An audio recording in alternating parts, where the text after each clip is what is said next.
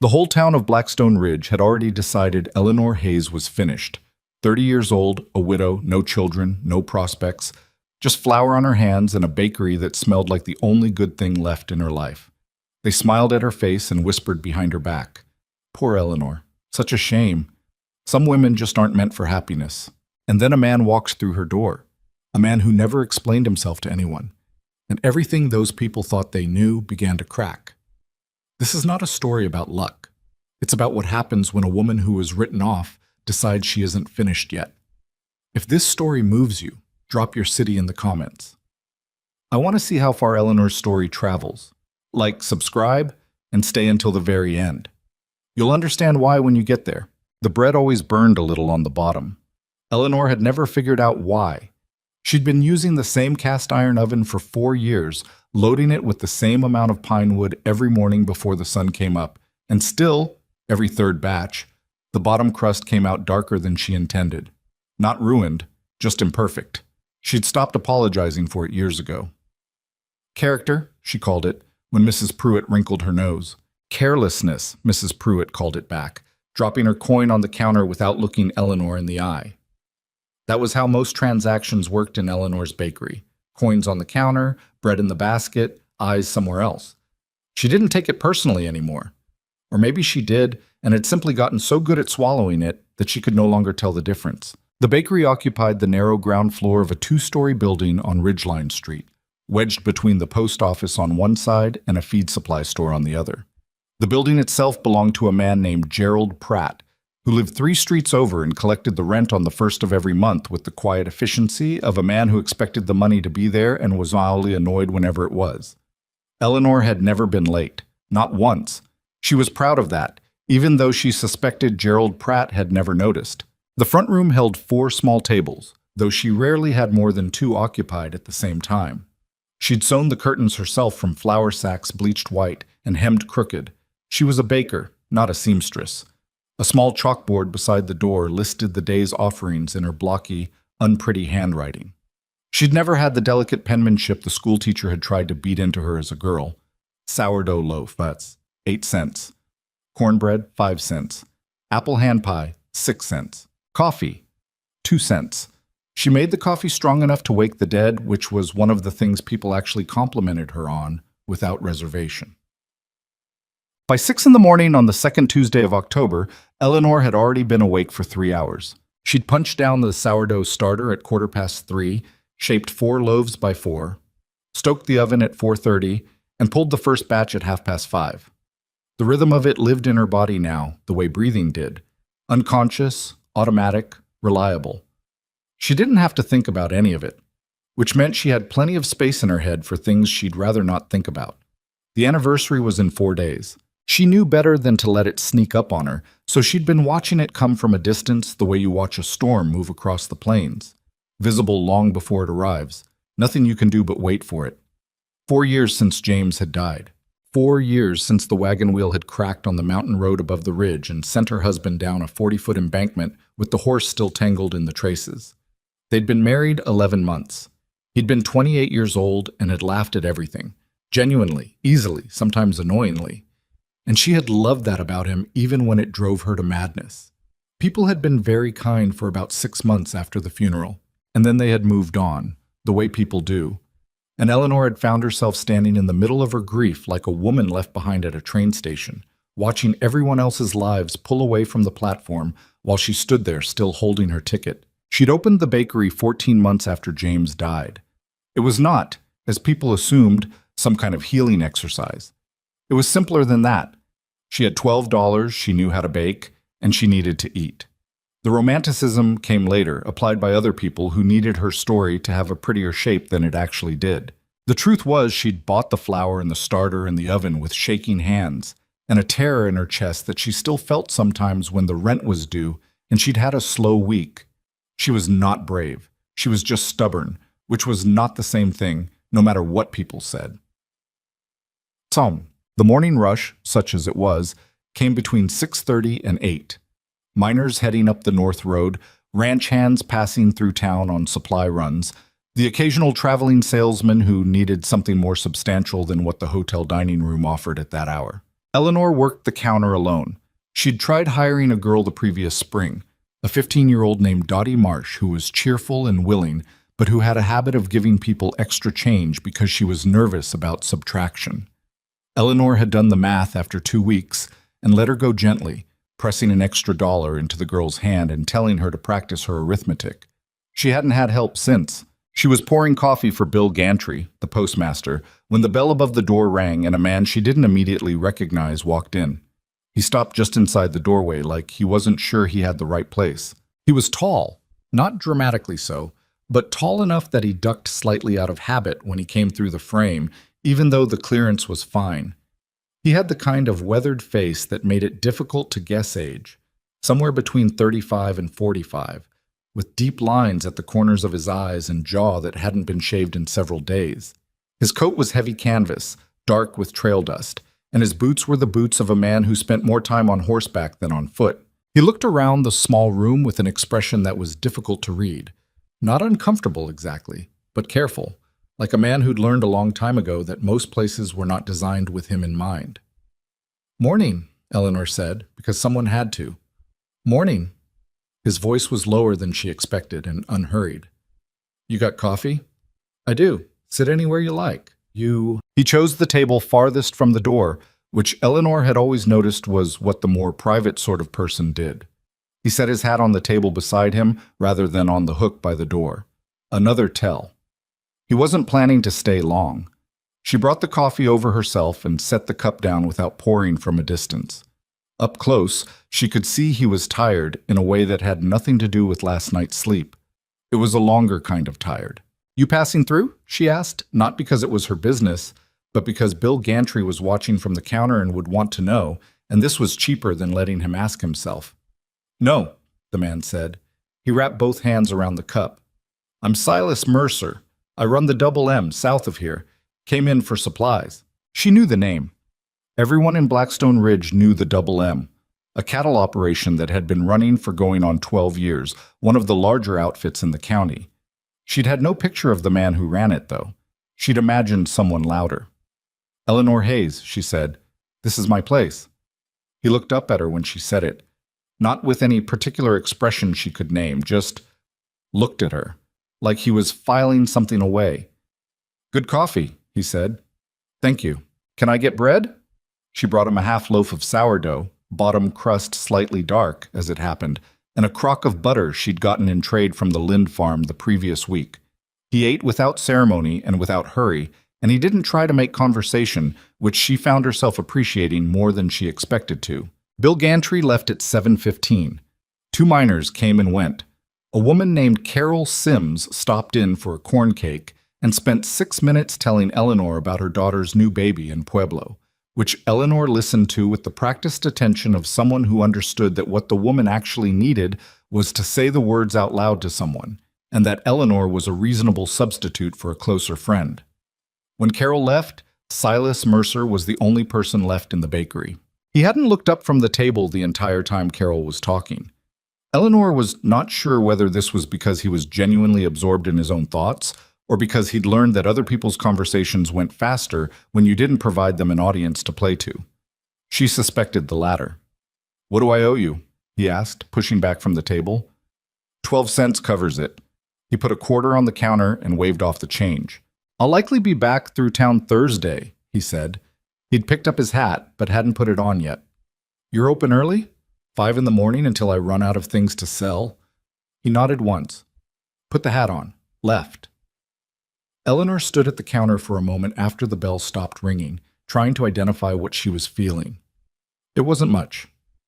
Just the faint, slightly suspicious sense that something unremarkable had happened that was perhaps slightly less unremarkable than it appeared. She shook it off and went to clear his table.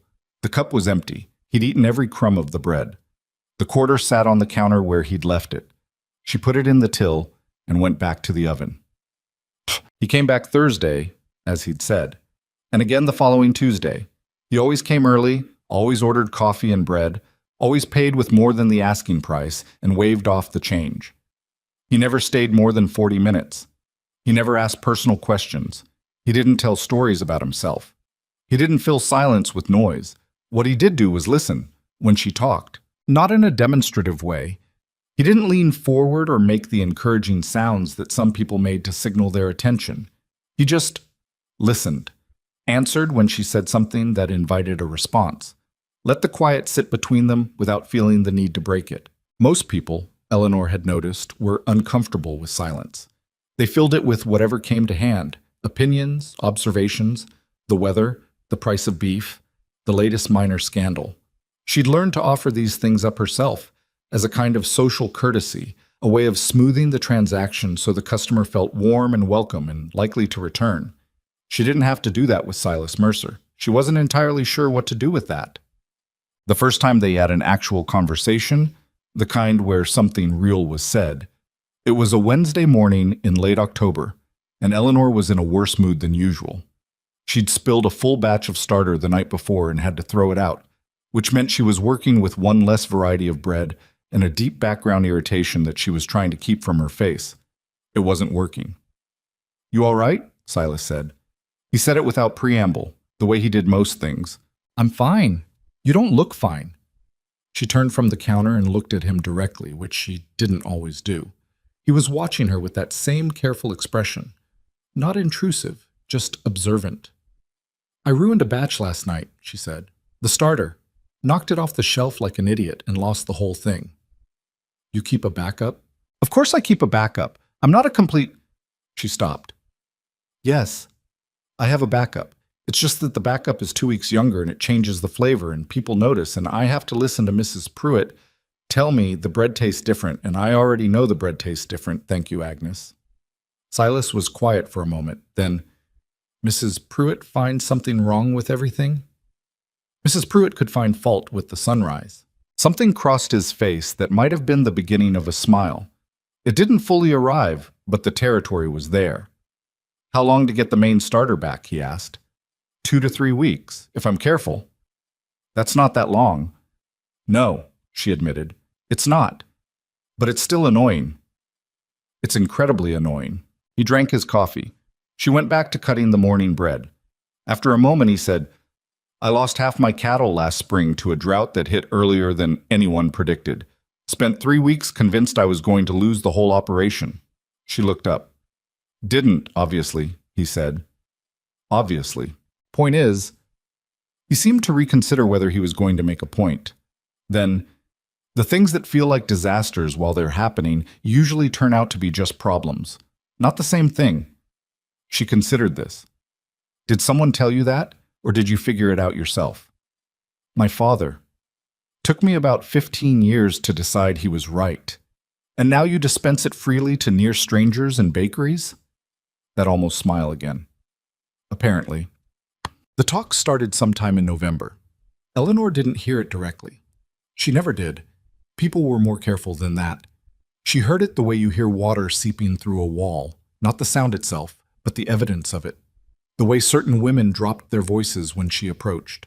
The way Carol Sims started a sentence and then redirected it mid-flight, like a bird that had decided a different branch was safer. She asked Vera Hollis about it, because Vera was the only woman in town who told the truth, even when it was unkind. Vera Hollis ran the dry goods store 2 doors down and had the blunt energy of a woman who'd been managing people her entire life and had stopped being diplomatic about it somewhere around age 40.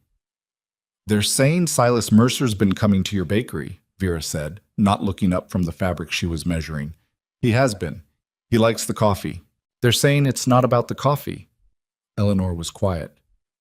"And they're saying—" Vera set down her scissors and looked at her then, with something that was either sympathy or pity, and Eleanor could not immediately tell which.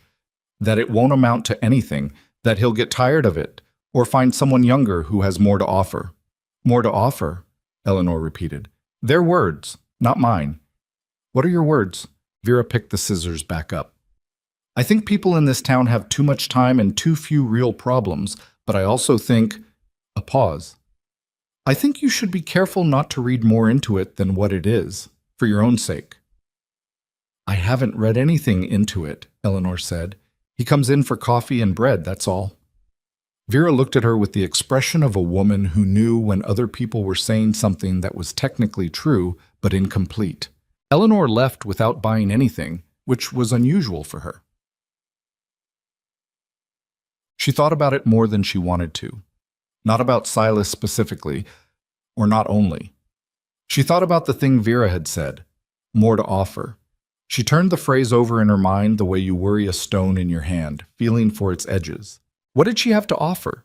She had a bakery that was on good days profitable and on bad days barely solvent. She had a 2-room apartment above the shop that she kept clean but that smelled permanently of bread and yeast.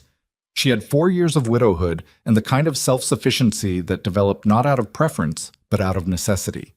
She had flour in her hair more mornings than not, and hands that were perpetually rough, and a streak of stubbornness that had served her well precisely because it had never been required to charm anyone. She was not unaware that she was considered, by the social arithmetic of Blackstone Ridge, to be past the most convenient age for remarriage.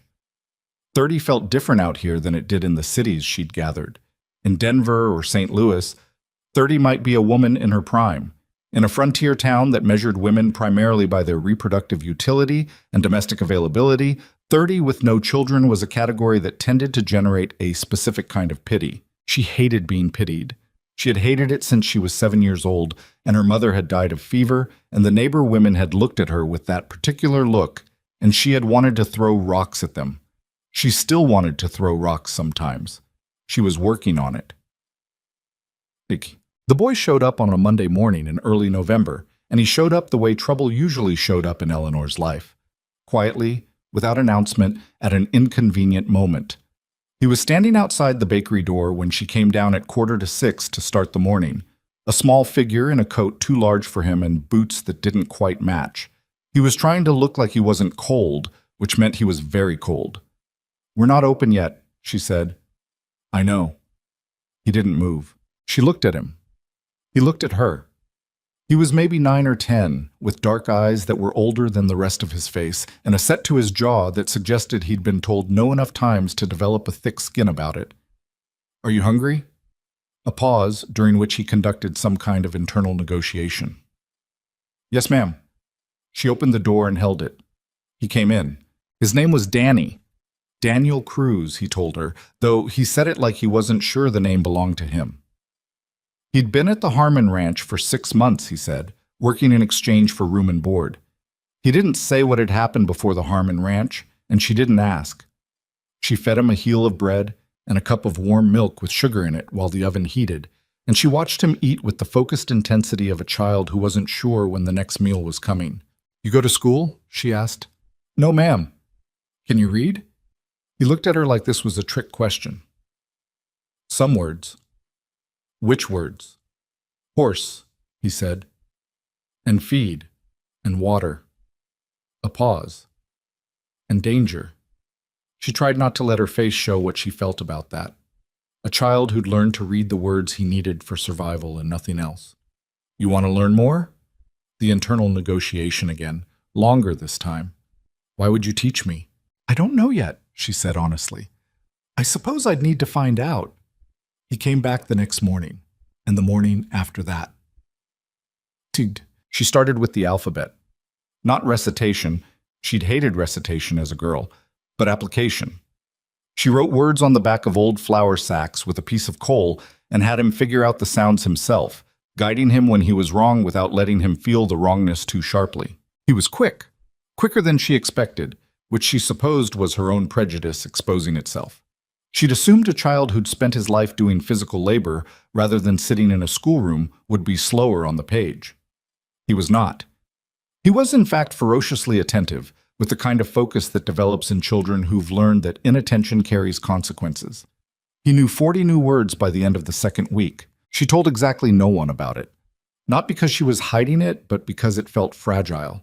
The kind of thing that became self-conscious and therefore harder when you introduced an audience to it. She should have known Blackstone Ridge would find out anyway. Blackstone Ridge found out everything. Silas Mercer walked in one morning in the second week of November to find Danny Cruz sitting at the back table sounding out words on a flour sack while Eleanor pulled bread from the oven. He stood in the doorway for a moment, that pause he always made, taking in the scene.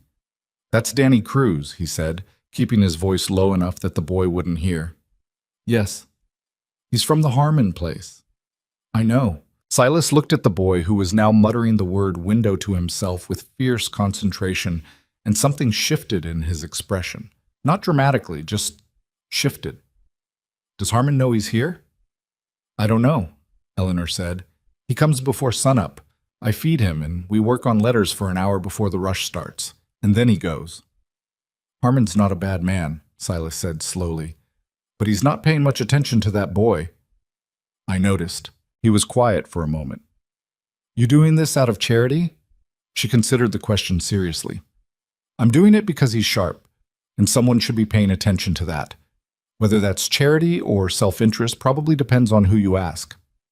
Silas looked at her for a moment. Then he went to the counter and ordered his coffee and bread, and he sat at his usual table. And he didn't say anything else about it.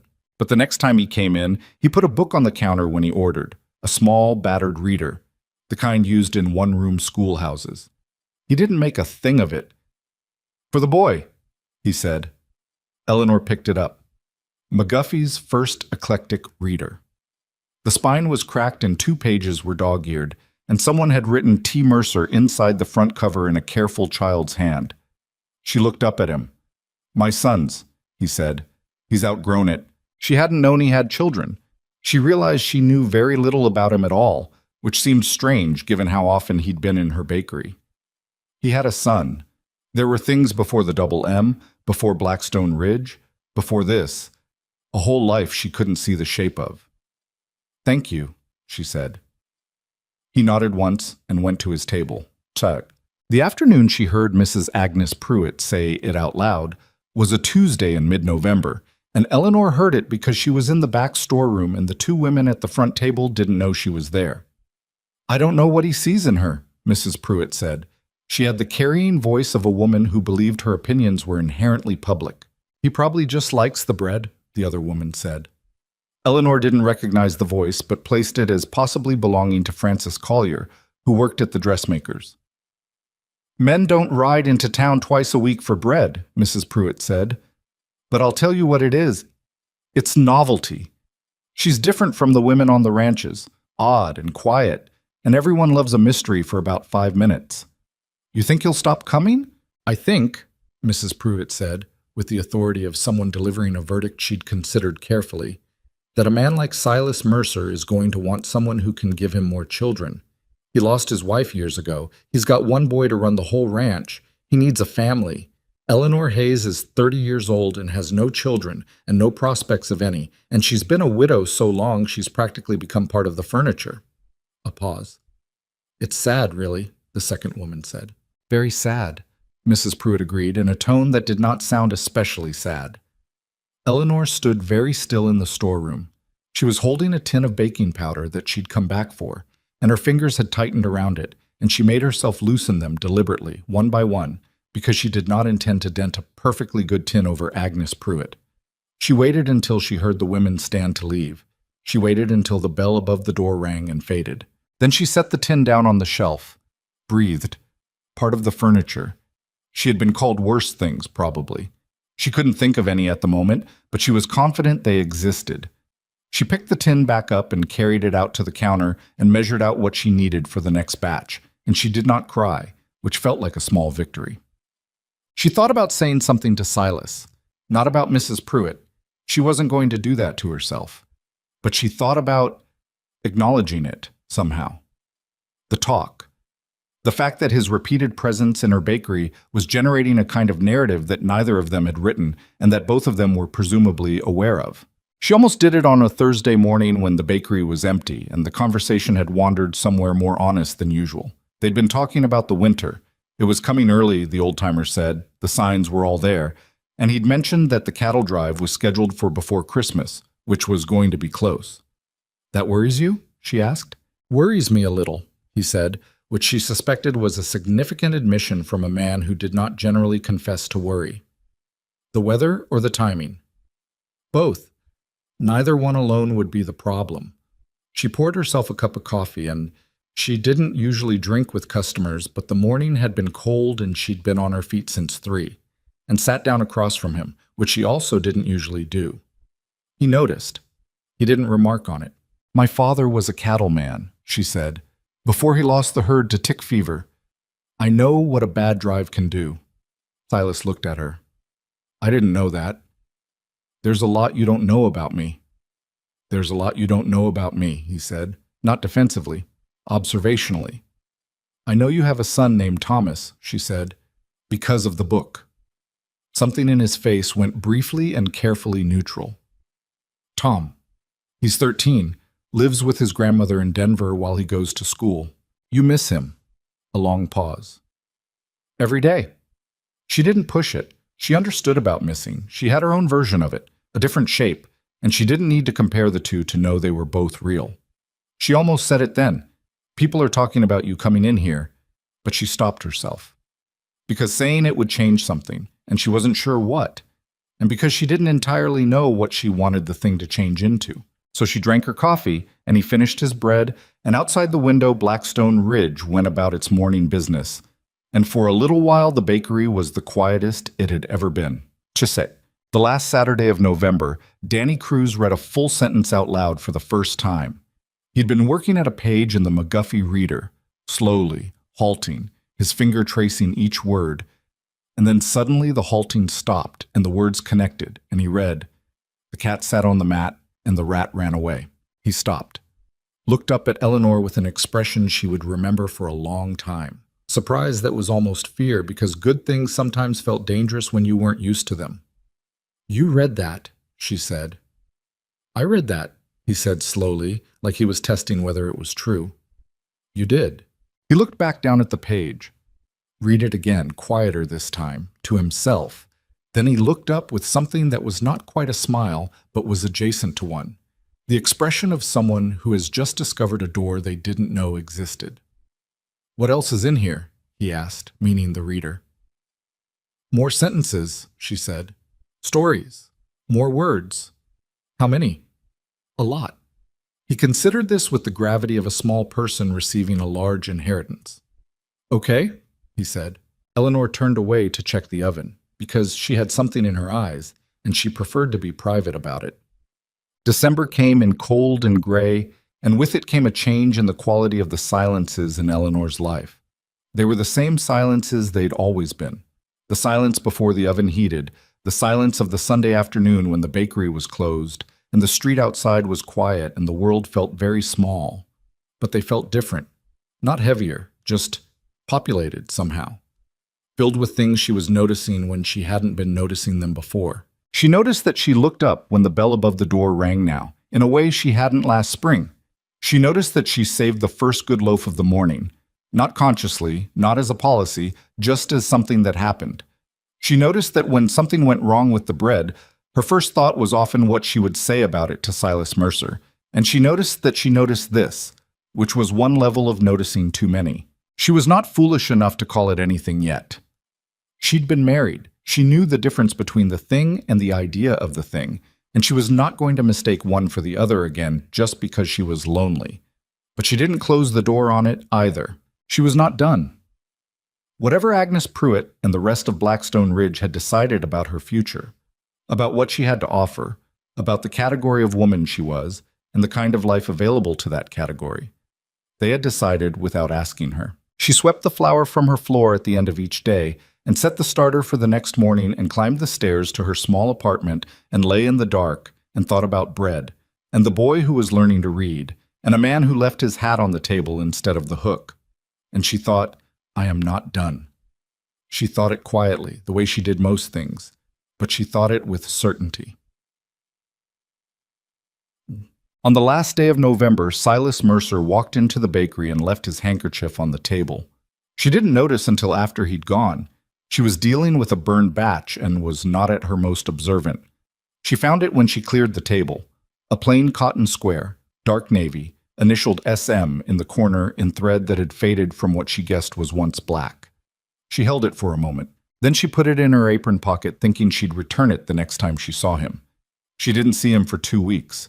She told herself she wasn't counting. She was counting. The handkerchief sat on the windowsill above the stairs each night when she came up from the bakery, and she walked past it without touching it, because she was not sentimental, and she had no reason to attach meaning to a piece of cloth that a man had simply forgotten. The bread baked every morning. The starter grew back, slowly, and by the second week in December it was close to what it had been before she'd spilled it, the flavor coming back by degrees. Danny Cruz was reading three-word sentences without hesitating.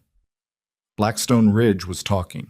And Eleanor Hayes, the woman they had buried before she was done living, the furniture, the sad case, the widow, went to sleep every night above her bakery and woke up every morning before the sun and made bread. And waited, without quite admitting she was waiting, for the bell above the door to ring. Silas came back on a Wednesday. Eleanor was in the middle of her second batch when she heard the bell, and she told herself the way her stomach tightened was simply because she'd been leaning over the oven too long.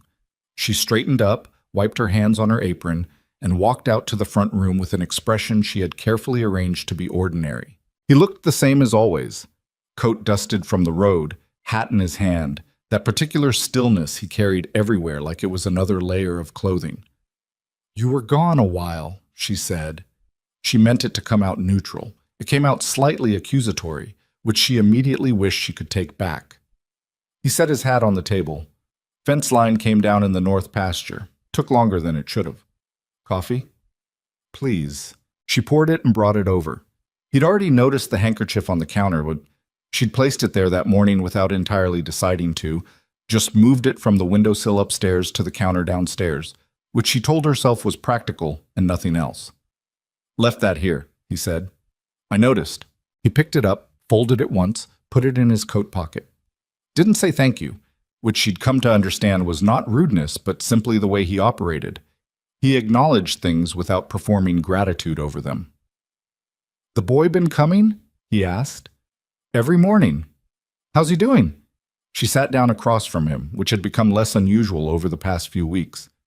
"He read me a full page last Tuesday. Slowly, but he got through it, every word." Something in Silas's face did the thing it did when he was more affected than he let show. A kind of compression, like he was pressing the feeling down to a manageable size. "Good," he said. "Just that." "He asked me what a paragraph was," Eleanor said. "I told him it was a collection of sentences that belonged together. He thought about it for a while and then said that sounded like a family." She paused. "I didn't know what to say to that." Silas was quiet for a moment. "Smart kid." "Very." Outside, someone was arguing with a horse. They could hear it through the wall. A man's voice, frustrated, and the uncooperative sounds of an animal that had made up its mind. Eleanor and Silas both glanced toward the window, and when they looked back at each other, there was something almost like shared amusement in the air, though neither of them quite smiled. "I heard people have been talking," he said. There it was. She'd been wondering when they would get to it. "People always talk," she said. "About you. About me coming here." "Yes." He turned the coffee cup in his hands. It was a habit she'd noticed. He held things while he thought, rotated them slowly, like the motion helped him organize something. "Does it bother you?" She considered lying and decided against it. "It bothers me that they've decided what the story is before anything has actually happened.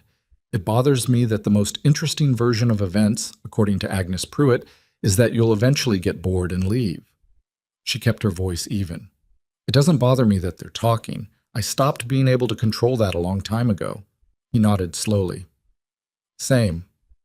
"You've heard it too?" "Bill Harmon told me last week that I was making things complicated for you," Silas said. "He meant well. He's the kind of man who means well and says the wrong thing." "What did you tell him?" "I told him I came here for the coffee." She laughed, actually laughed, which surprised both of them slightly. It wasn't a polished sound. It came out faster than she intended, a short, genuine thing. "That's not untrue," she said. "No," he agreed, "it's not." The moment sat between them, not quite comfortable and not quite uncomfortable. The kind of moment that has weight to it without being heavy. She didn't push it further, and neither did he. They had both, she thought, learned the particular skill of not reaching for things before they were ready to be reached for. Whether that was wisdom or cowardice probably depended on the day. He finished his coffee, paid his quarter, put on his hat. "I'll be in Friday," he said at the door. "I'll be here," she said. The same as always. The bell rang, the door closed. Eleanor stood at the counter for a moment, then went back to her bread. The second batch had come out nearly perfect. She didn't read anything into it, much. The weeks before Christmas moved the way weeks before winter always did in that country. Fast and cold and slightly chaotic, with a quality of compressed time, everyone trying to finish the things that couldn't wait any longer before the snow came down hard and made everything harder. Eleanor kept her hours and baked her bread and worked with Danny 3 mornings a week now, instead of daily, because the Harmon Ranch had noticed his early absences, and Amos Harmon had come in one morning with the expression of a man who wasn't sure whether to be angry or grateful. He'd stood at the counter with his hat in his hands. Men always held their hats when they didn't know what to do with themselves, and said, "I understand you've been teaching the boy." "I have," Eleanor said. She did not apologize and did not explain. She waited. Amos Harmon was in his 50s, broad through the shoulders, with a face that had been weathered past the point where you could read much in it. He looked at her for a long moment. "He's not my son," he said finally. "He came with the property, more or less. His mother worked for the previous owner and she passed, and nobody came for him, and I kept him on because he works hard." A pause. "I should have paid more attention." "Yes," Eleanor said. "You should have." He blinked, apparently not expecting that. "But he's catching up fast," she added. "If you can spare him 3 mornings a week before the rush, I'll keep at it." Amos Harmon turned his hat once in his hands. "What do you want in return?" "I want him to learn to read properly. That's all." He looked at her for another long moment, in the way that men sometimes looked at women who said things directly, like they were trying to find the hidden request underneath the stated one and were confused when it wasn't there. "All right," he said. He put his hat back on. 3 mornings. He bought a corn cake on his way out, which felt like his version of a peace offering. The town had mixed feelings about the teaching arrangement, which Eleanor discovered slowly, in pieces. Some people thought it was admirable. A few, fewer than she expected, said so to her face. Others seemed to find it presumptuous, as though she had stepped into a role that wasn't hers. One woman, whose name Eleanor refused to commit to memory, suggested that Eleanor was trying to make herself look important by educating a ranch orphan, which was the kind of observation that said considerably more about the woman making it than the woman it was aimed at. Vera Hollis told her, mid-December, that the general opinion had shifted in a way that was grudgingly favorable. "People respect it," Vera said. "Not all of them, but the ones who matter." "I'm not doing it for their respect," Eleanor said. "I know you're not. That's why you have it." On the last Friday before Christmas, Danny read Eleanor a full 2-page story from the McGuffey Reader. He did it sitting at the back table while she rolled out the morning pastry, his voice gaining confidence with each line, until by the end he was reading with something that was almost fluency, stumbling here and there, backing up and self-correcting, but moving forward. When he finished, he looked up. "Was that good?" he asked. "That was very good," she said. He nodded, processing this. Then, "Miss Hayes?" "Yes." "Are you going to teach me until I can read everything, like newspapers and such?" She set down the rolling pin. "If you keep coming." "I'll keep coming," he said, with the particular firmness of a child making a promise he intends to keep because he's had too many broken ones to take them lightly. She went back to the pastry. "Yes," she said. "I'll teach you everything." Christmas came and went quietly.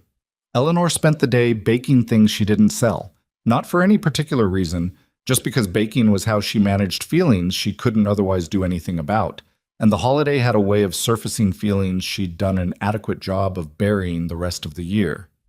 James had loved Christmas with an enthusiasm she'd found slightly exhausting, and then, after he was gone, had missed so much it was like an actual physical absence in the room. She gave Danny a pocket dictionary she'd ordered from the supply catalog 3 weeks before. She wrapped it in brown paper and left it for him on the back table on Christmas Eve morning. And when he opened it, he held it for a long time without saying anything, and then said, "This has every word?" "Most of them." He put it in the inside pocket of his coat against his chest, where he kept things he didn't want to lose. Silas Mercer did not come in for 2 weeks around Christmas, the cattle drive preparation she assumed, and the demands of the season on a working ranch. She didn't expect him, and told herself she wasn't missing him, and moved on with the business of December. She was partway through the business of convincing herself of all this, when the new year turned and January came in gray and mean, and then February, and the ordinary machinery of life ground forward the way it always did. Then March arrived, and everything broke. Eleanor found out about the building on a Tuesday morning, the 4th of March, when Gerald Pratt knocked on her door at 7:30 while she still had customers at the tables. He knocked the way he always did, 2 sharp raps, businesslike, as if the door owed him something. She opened it. He was wearing his good coat, which meant he'd come to deliver news he wanted insulation from. "Mrs. Hayes," he said. "Mr. Pratt." She stepped aside to let him in, or started to, but he stayed on the step. "I won't come in," he said. "I just need to tell you something, and I thought it was better to say it in person." She waited. He looked briefly at the middle distance, the way people did when the thing they were about to say was going to be uncomfortable, and they wanted somewhere else to put their eyes. "I've sold the building," he said, "to the Territorial Land and Commerce Company, out of Denver." Eleanor heard it. She waited for the meaning to arrive, and then it did, and it was cold. "When?" she said. "The sale was finalized in January." He had the grace to look slightly ashamed. "They've been buying properties along Ridgeline Street. Several of them. They want to consolidate the block." "For what?" "A freight depot, I'm told. Or possibly a company storehouse. The details—" He waved a hand. "The details aren't entirely clear to me. When do I have to leave?" He did look at her then. He had the face of a man who was going to remember this conversation for a while. 90 days, from March 1st. March 1st was 4 days ago. "Yes," he said. "I know. I'm sorry, Eleanor. I should have told you sooner. They moved faster than I anticipated." She noticed she was holding the door frame. She let go of it. 86 days, she said. "What?" "From today. I have 86 days. Gerald Pratt looked at her with the expression of a man watching something he expected to collapse, not collapse. "I truly am sorry," he said again. "You have been," she said. "Every month for 4 years." She stepped back. "Excuse me, I have customers." She closed the door. She stood behind it for exactly 3 seconds, breathing, and then she went back to the counter and refilled Bill Gantry's coffee and told him his change from a 10-cent piece was 2 cents and managed to sound like a person who had not just been told the ground was being removed from beneath her feet. Bill left at 8:05. She was alone in the bakery. She sat down at the nearest table, which she almost never did, and looked at the room around her. The curtains she'd hemmed crooked, the chalkboard with today's prices in her blocky writing, the 4 tables and the oven she'd learned to read by sound, and the particular smell of the place that had lived in her clothes and her hair for 4 years. She'd built this. Not from nothing. She'd had the flour and the starter and $12, but from close enough to nothing that the difference didn't feel meaningful. She'd built it in the year after the worst year of her life, when she'd had nothing except the knowledge that she could make bread and the stubbornness to see whether that was enough. And now a company in Denver had decided the building it lived in was more valuable as a freight depot. 86 days. She put both hands flat on the table. She pressed down, feeling the grain of the wood under her palms. She breathed in the smell of the place. Then she stood up and went to check the oven. She told Vera Hollis the next day, because Vera would need to know, and because telling Vera meant she only had to say it once. Vera had a network of information that rivaled the telegraph for speed and efficiency. Vera listened without interrupting, which was one of her better qualities. "Do you have savings?" she asked when Eleanor finished. "Some. Not enough to buy a building." "What about renting somewhere else?" "I've been looking." She had since 7 the previous evening, when she'd walked the length of Ridgeline Street and the 2 cross streets and calculated what she knew about what was available. "There isn't much.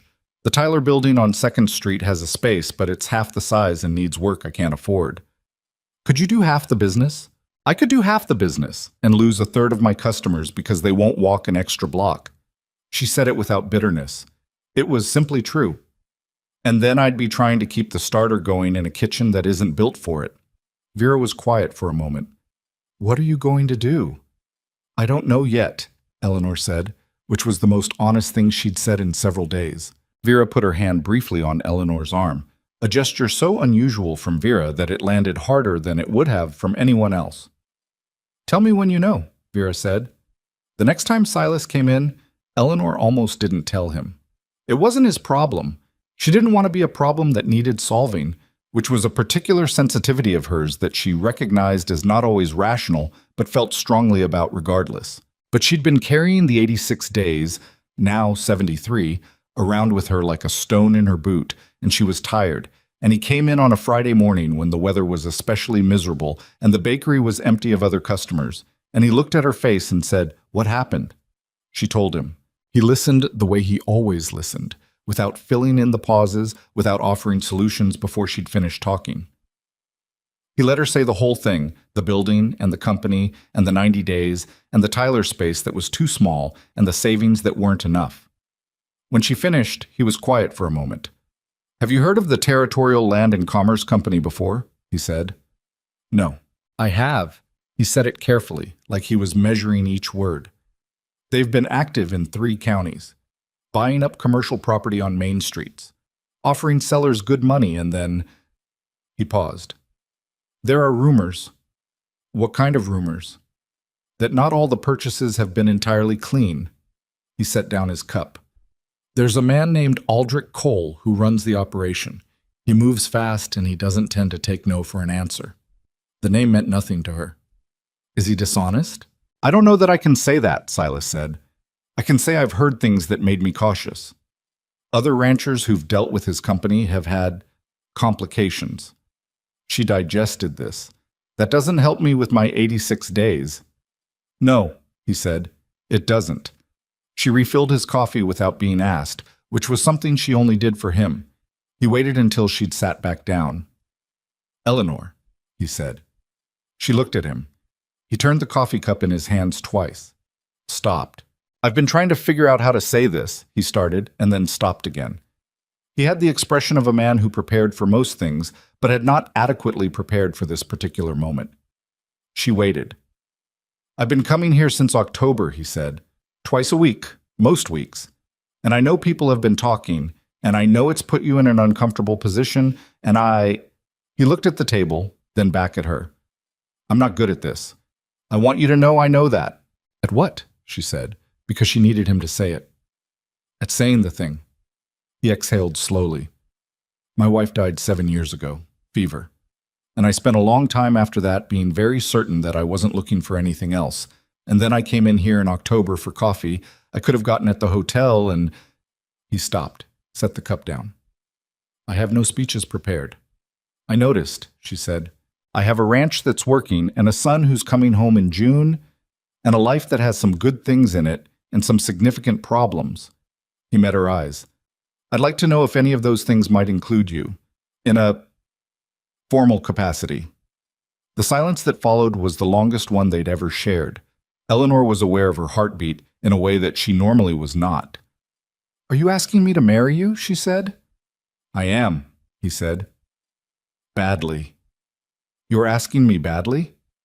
"Yes." She looked at him, at the careful, weathered face and the hands that held the coffee cup and the honest discomfort of a man saying a thing he'd never been good at saying. "Why?" she said. He seemed to expect a different response than that. "Because I—" "Not why you're asking," she said. "Why now? You've been coming in since October. You could have said something sooner." He was quiet for a moment. "Because I didn't have a reason that would make sense until now." "And now you do. You're about to lose the bakery," he said. "If we were married, you'd have the ranch. You could build a kitchen that's actually made for what you do. We have the space." He looked at her steadily. "I'm not asking out of pity. I want to be clear about that. I'm asking because it's a thing I've been wanting to ask, and now there's a practical reason too. And I thought combining the two might make it easier to say." Eleanor looked at the table, at her hands on it, flowers still in the creases of her knuckles. She thought about what she'd told herself in December. "I am not done." She thought about Agnes Pruitt's voice through the storeroom wall, part of the furniture. She thought about James, who had laughed at everything, and the 11 months of marriage that had been enough to know what it felt like to be known by someone. She thought about a man who had left his handkerchief on her table and then not come back for 2 weeks, and who she had told herself she wasn't counting the days for, while very clearly counting the days. "I need to think about it," she said. Something in him settled. Not disappointment exactly. More like a man who had placed a bet he was uncertain about and was now waiting to see the result without being sure he deserved to know it yet. "Take whatever time you need," he said. "It might be a few days." "That's fine." It's a significant question. I know it is. She looked at him. Do you actually want this?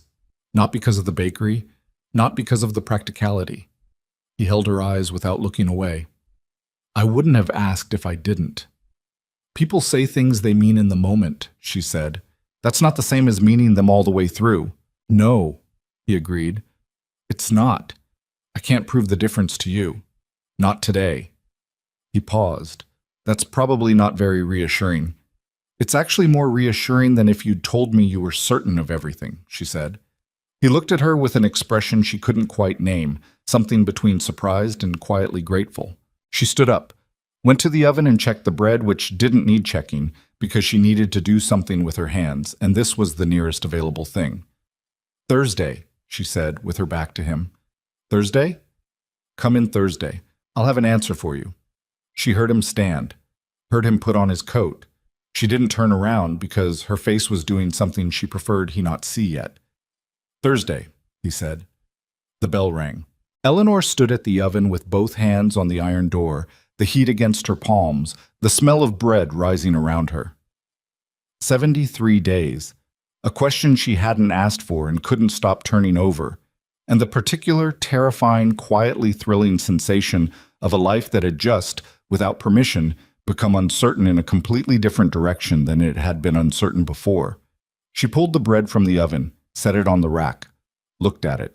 The bottom crust was slightly dark. She didn't apologize for it. Thursday came the way significant days always came, unremarkably, just another gray morning with frost on the window glass, and the oven needing to be stoked and the starter needing to be checked. All the ordinary machinery of the day running whether Eleanor was ready for it or not. She'd been awake since 2, not the useful kind of awake, where you lie in the dark and think things through to their conclusions. The useless kind, where you turn the same thoughts over and over until they're worn smooth and still don't give you an answer. She'd gotten up at 3, gone downstairs, and started the bread an hour earlier than necessary, because at least flour and heat were things she understood. By the time Silas walked in at 7:15, she had baked 2 full batches, scrubbed the front counter twice, and reorganized the supply shelf in the back room, which she'd been meaning to do for approximately 6 months. He came in, stopped in the doorway the way he always did, looked at her. She looked at him. Sit down, she said. I'll get the coffee. He sat. She poured. She brought the cups to the table and sat across from him and put her hands flat on the wood and said, without preamble, because she had decided somewhere around 4 in the morning that she was done with preamble. Yes. Silas was quiet for a moment. Something moved through his face. Relief, she thought, or something adjacent to it, the particular expression of a man who'd been braced for a specific impact and was recalibrating to the absence of it. Yes, he said, like he was making sure he'd heard correctly. Yes, but I need you to understand what you're getting. She kept her voice even. I'm not easy to live with. I am particular about my kitchen. I have opinions about how things should be done, and I don't drop them simply because someone disagrees with me. I'm not going to become a different person because I'm on a ranch instead of a bakery. I'm not asking you to, he said. I need to be able to bring the starter, the whole setup. There's a building near the main house we use for storage. It can be converted. She paused. You thought about this already. I've been thinking about it since October, he said, and the simple directness of it landed somewhere in her chest. She nodded once. And I want to keep teaching Danny. That's got nothing to do with me. It might eventually. He's going to need more than I can give him in morning sessions. He should be in a proper school. I'll talk to Harmon, Silas said. She looked at him across the table, at the face she'd been reading in pieces for months without knowing she was doing it, and she felt the strange doubling of a moment that was both smaller and larger than she'd expected.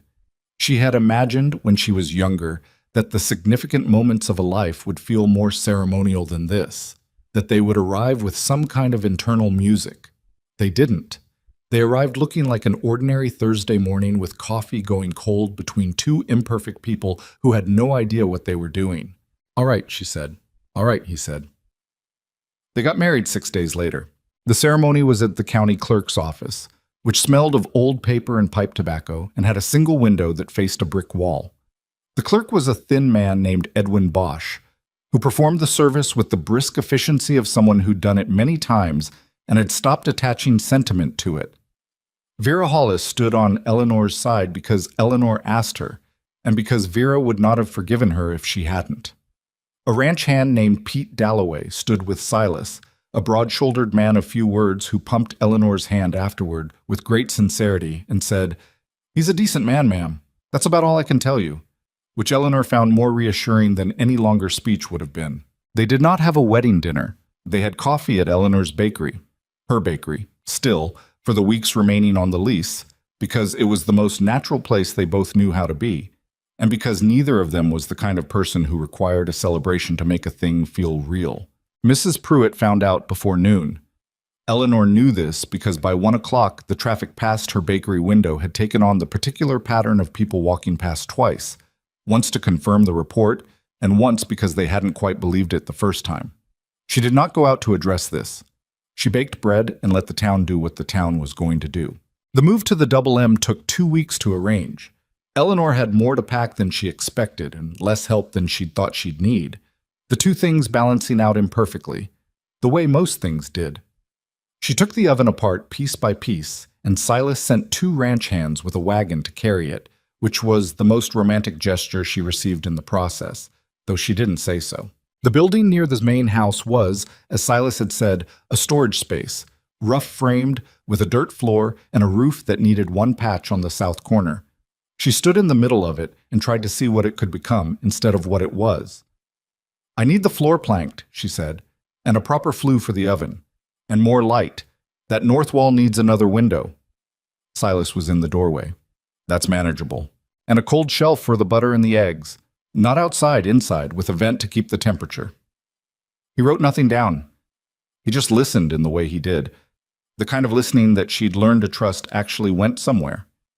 "Give me 3 weeks," he said. It took 4. She had not expected 3, but she'd said 3 as the optimistic number, the number you state to a contractor when what you mean is 5. 4 was fine. By the time April was properly underway, Eleanor had a kitchen on the Double M that was better than anything she'd had on Ridgeline Street. The flue drew cleanly. The floor was solid plank over tamped earth. The window faced east, which meant morning light hit the work counter straight on. She stood in it the first morning after the oven had been properly cured and felt something that she was not going to call happiness, exactly, more like competence, which was a feeling she trusted more. She fired the first batch from the new kitchen on a Monday morning. Sourdough, because it was the thing she knew best and because she needed a baseline. She sat down at the small table she'd brought from the bakery. She'd kept one of the 4, it fit in the corner, and drank coffee and waited for the bread to tell her what the oven did. The bottom crust came out slightly dark. She looked at it for a long moment. "Character," she said to nobody, and put it on the rack. The ranch changed around her presence in ways she hadn't anticipated and wouldn't have predicted. She'd expected to be peripheral, a woman in a back building, making bread, staying out of the operation she didn't understand. What happened instead was more complicated and more human than that. The ranch hands ate. They ate every day, 3 times a day, and the cook who managed it was a man named Clyde, who had been doing it for 8 years with adequacy and no particular joy. He was not a bad cook. He was the kind of cook who kept people fed without inspiring any feelings about the food one way or the other. Eleanor started bringing bread in the mornings. Not as a policy, not as an announcement, just because she was making it anyway, and there was more than 2 people could eat, and it seemed wasteful to let it go. The first morning, she left a loaf on the cookhouse table and said nothing about it. The second morning, 2 of the hands stopped to say something to her when they passed the kitchen building, which was the first time they had done that. By the 3rd week, 3 of the hands were taking morning coffee at the small table in her kitchen while she worked, which happened gradually enough that she couldn't identify the moment it became normal. They were not intrusive. They seemed to understand that the kitchen was her space and that being allowed in it was a specific kind of privilege. They talked when she talked and were quiet when she was quiet, and they told her things about the ranch she wouldn't have learned any other way. She learned that the North Pasture had a creek that flooded unpredictably in spring and had cost them 2 calves the previous year. She learned that Pete Dalloway, the man who'd stood with Silas at the ceremony, had a brother in Kansas City who sent him newspaper clippings of sporting events that Pete read so thoroughly they were in pieces by the end. She learned that 3 of the 8 hands had been with Silas for more than 5 years. which said something about him that he would never have said about himself. What she learned about Silas himself came slowly, in pieces, the way she suspected it would always come.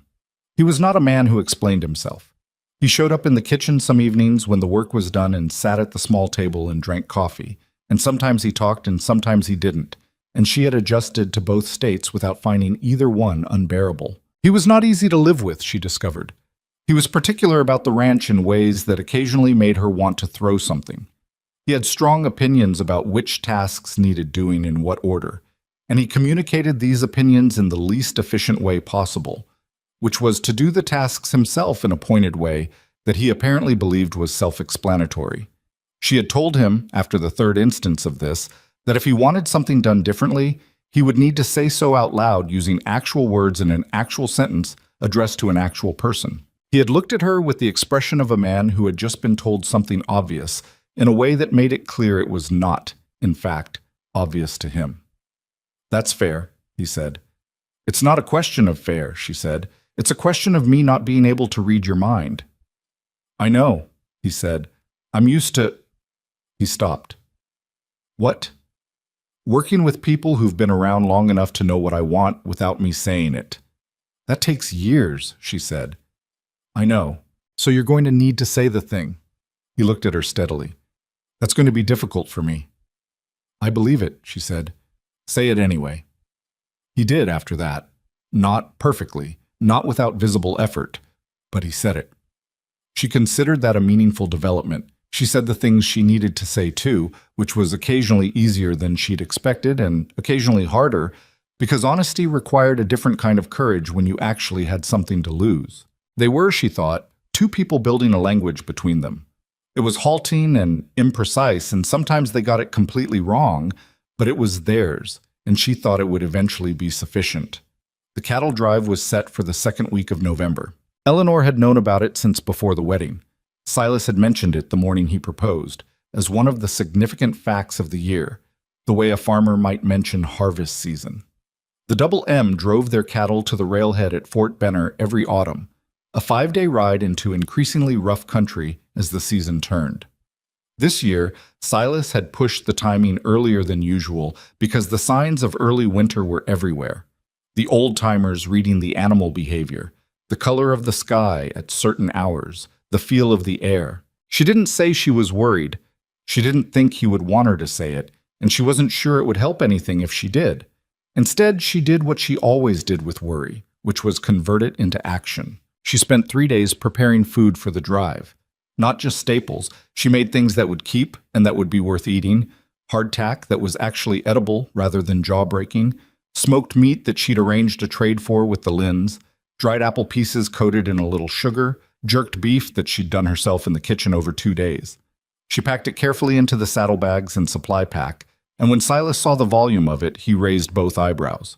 "This is a lot," he said. 5 days, she said. 7 men. Cold weather coming. "We usually take half this." "And you usually come back hungry," Pete Dalloway said, from somewhere behind Silas, and received a look for it. The morning of the drive, Eleanor was up at 3, which was her usual time, and Silas found her in the kitchen at 4:30 when he came in to get his gear. She'd made proper breakfast, eggs, bread, coffee, a pan of salt pork, and had it on the table without ceremony. He stood in the kitchen doorway in his trail coat and looked at the table and then at her. "You didn't have to do this," he said. "I know," she said. "Sit down and eat before it's cold." He sat. She sat across from him. They ate without much conversation, the way they'd learned to eat together, companionably, without requiring it to mean anything beyond what it was. Outside, she could hear the ranch beginning to stir, the horses being brought up, the hands getting ready. He finished and pushed back from the table. Stood, put his hat on. "I'll be back in 5 days," he said. "Be careful on the ridge pass," she said. "If the weather changes—" "I know the ridge pass." "I know you know it. Be careful anyway." He looked at her for a moment. Something in his face did that thing she'd learned to read by now. The compression, the feeling pressed down to a smaller size. He put out his hand and she took it, and he held it for a moment.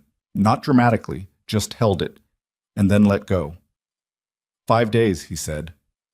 5 days, she said. She stood in the kitchen doorway and watched the riders go out in the early gray of the morning, 7 men on horseback with the cattle moving ahead of them, until the dust and the distance took them. Then she went back inside and started the bread. The snow started on the 3rd day. She knew it before she could see it, felt it in the air the way she always did, a particular quality of cold that was different from ordinary winter cold, thicker and more intentional. By the afternoon of the 3rd day, it was coming down seriously. By nightfall, it was the kind of snow that changed the character of the landscape, laying over everything and erasing the shapes of things. She stood at the kitchen window and looked at it, and the worry she'd been keeping at a manageable distance stopped being manageable. She went to find Pete Dalloway, who had stayed behind to manage the ranch with 2 other hands. "How bad does it get on the ridge pass?" she asked him.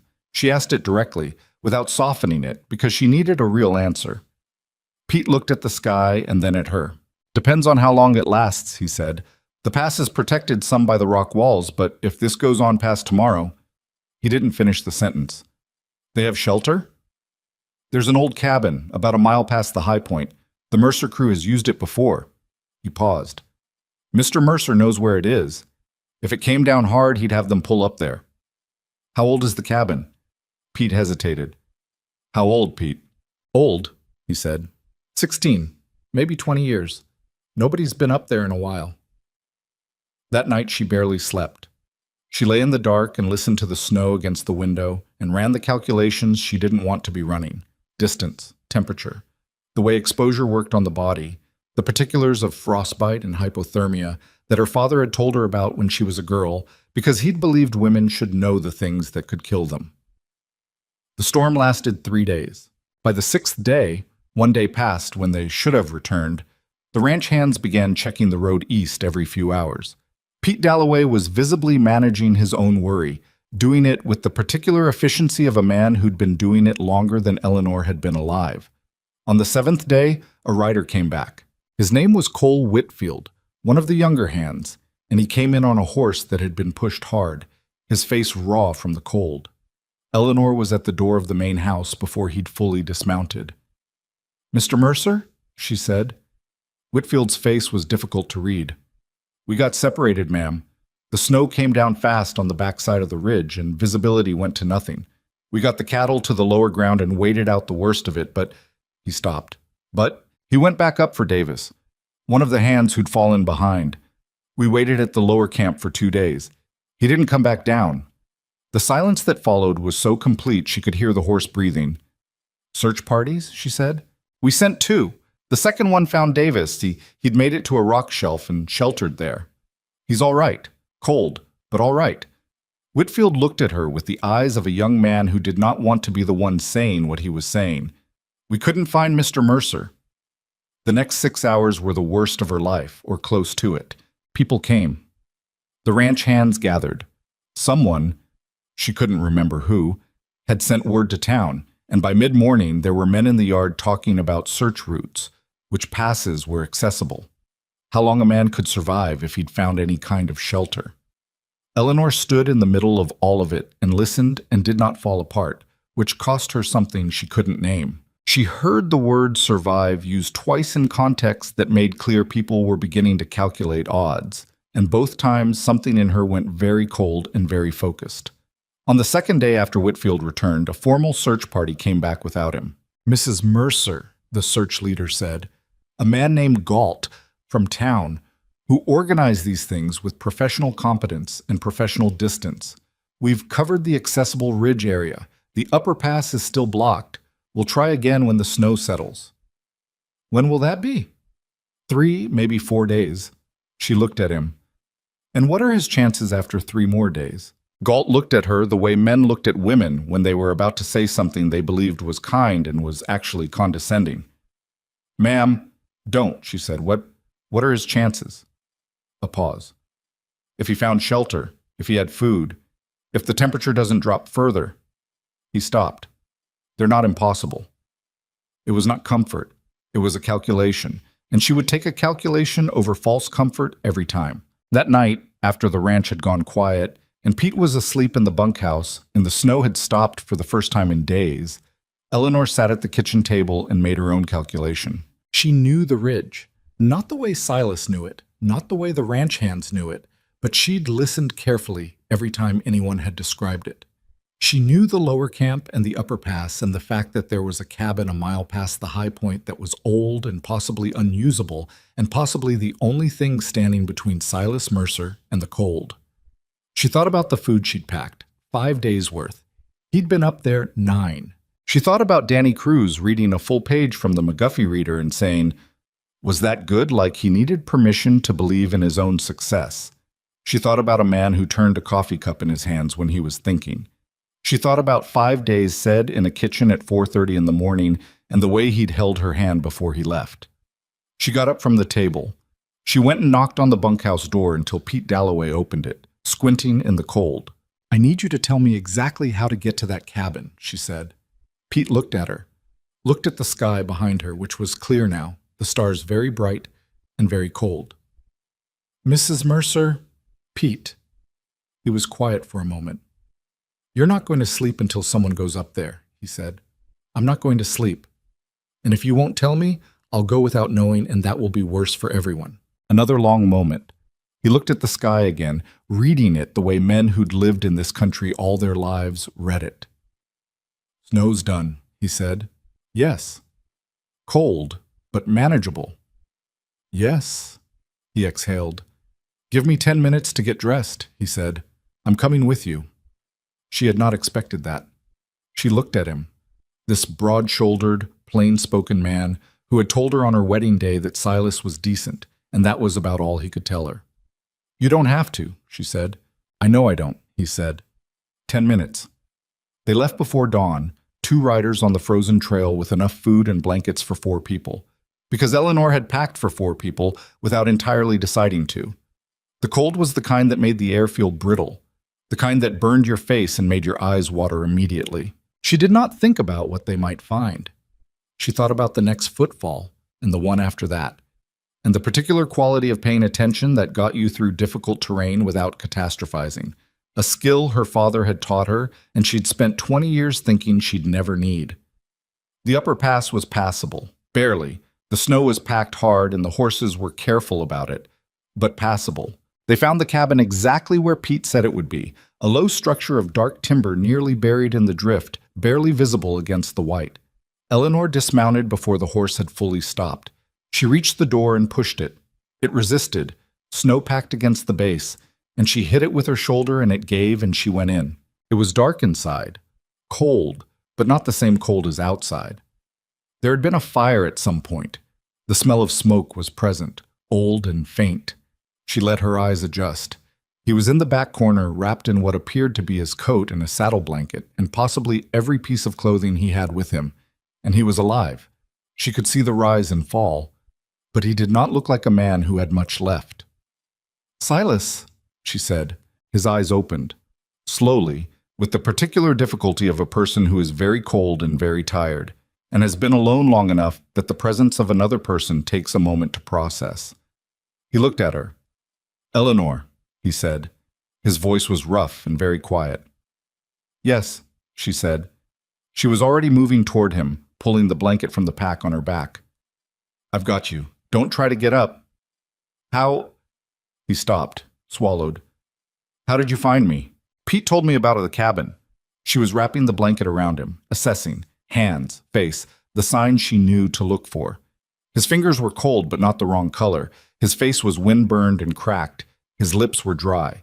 He was exhausted in a way that went past physical. Can you feel your feet? Yes. A pause. They hurt. Good. That's good. Feeling is good. She heard Pete behind her taking stock of the space, and she heard the older man let out a breath that carried a long time's worth of held tension in it. Well, Pete said, after a moment. He looks like hell. Thank you, Pete, Silas said, with a thread of something that was almost dry humor, and Eleanor felt something release in her chest that she hadn't known was clenched. She reached into the pack and pulled out the food she'd brought. There's no water I can heat, she said, looking around the cabin. There's snow, Silas said. There's snow, she agreed. Pete was already at the door. She sat beside Silas in the back corner of the dark cabin while Pete melted snow outside. And she gave him food in small amounts the way she knew was right when a person had been without. And she didn't say anything for a while, and neither did he. Then he said quietly, "You came yourself." "Yes." "You didn't wait for the search party. The search party couldn't find you," she said. He was quiet. "You're going to tell me it was reckless," she said. "It was reckless," he said. "I know." "I'm not going to tell you not to do it again," he said. She looked at him in the low light. "Because you'd do it anyway," he said. "And because—" He stopped. Something in his face, even roughened by cold and days of isolation, carried an expression she had no word for but understood completely. "I'm glad you did." Outside, Pete had a fire started and snow melting in the camp pan. The sound of it reached them through the cabin wall, ordinary and domestic and entirely sufficient. Eleanor pulled the blanket closer around Silas's shoulders. Neither one of them said anything else for a while. There was nothing left to say that the being there hadn't already said. Silas recovered slowly, which was the only way a person could recover from what he'd been through, and he was a terrible patient. Not dramatically terrible. He didn't complain loudly or make demands. He was terrible in the quiet way that stubborn people are terrible when forced into stillness. He kept trying to get up before he should, kept reaching for his coat, kept asking Pete about the cattle, in a tone that suggested if Pete didn't answer satisfactorily, he would go check himself regardless of what his body was doing. Eleanor told him on the third day, without particular heat but with clarity, that if he put his boots on before she said he could, she would hide them somewhere on the ranch where he would never find them. He looked at her. "You wouldn't." "Silas," she said, "you have met me." He left the boots off. His feet had come through without serious damage, cold injury, the doctor from town had called it, which was a precise description of an imprecise thing, and what it meant practically was that his toes were painful and slightly swollen for 2 weeks, and he walked with a careful deliberateness that he tried to hide and could not. His hands were worse. The skin had cracked badly across the knuckles and palms, and for the first week he couldn't hold a cup properly, which bothered him more than he said. Eleanor had seen it in his face the first morning he tried. The frustration of a man who worked with his hands, finding them temporarily unreliable. She started leaving his coffee in a tin mug instead of the ceramic ones, because the tin had a lip that was easier to grip without the handle. She didn't say anything about it. He noticed, and didn't say anything either, and she thought that was probably the correct way for both of them to handle it. The hands came by in rotation, the way working men did when one of their own was down. Not in groups, not formally, just appearing at reasonable hours with reasonable excuses. Pete came every morning to report on the ranch in a way that was technically informational and actually a check that Silas was still breathing. Whitfield came twice and stood in the doorway saying very little but staying long enough that his presence made its point. Even Clyde the cook sent food over to the main house, which was the first time in Eleanor's experience that Clyde had cooked anything intended specifically for another person's welfare rather than simple nutritional obligation. The cattle, as it turned out, had made it to the railhead. Davis had gotten them there. The hand Silas had gone back for, the reason he'd been separated from the group. Davis had come by on the 4th day after the rescue, a compact and weathered man in his 40s who stood in the front room with his hat in both hands and said to Silas, "I owe you something I can't pay back." "You don't owe me anything," Silas said. "You went back up for me." "You'd have done the same." Davis looked at him for a moment, then looked at Eleanor, then back at Silas. "Yes," he said. "I would have." He put his hat on. "Get well." He left. Eleanor watched him go, then looked at Silas, who was watching the door with the expression of a man who found this kind of exchange both necessary and uncomfortable. "You can't take a thank you, can you?" she said. "I can take a thank you." "Davis just tried to give you one and you deflected it twice." "That wasn't a deflection. That was—" He paused. "It was just the truth." "Sometimes the truth and a deflection are the same sentence," she said. He looked at her with the expression she'd come to recognize as the one that meant she'd said something he was going to think about for 3 days before he admitted she had a point. December settled over the ranch, and with it the particular quiet of a place that has been through something and come out the other side still standing. The hands went back to their rhythms. The cattle were accounted for.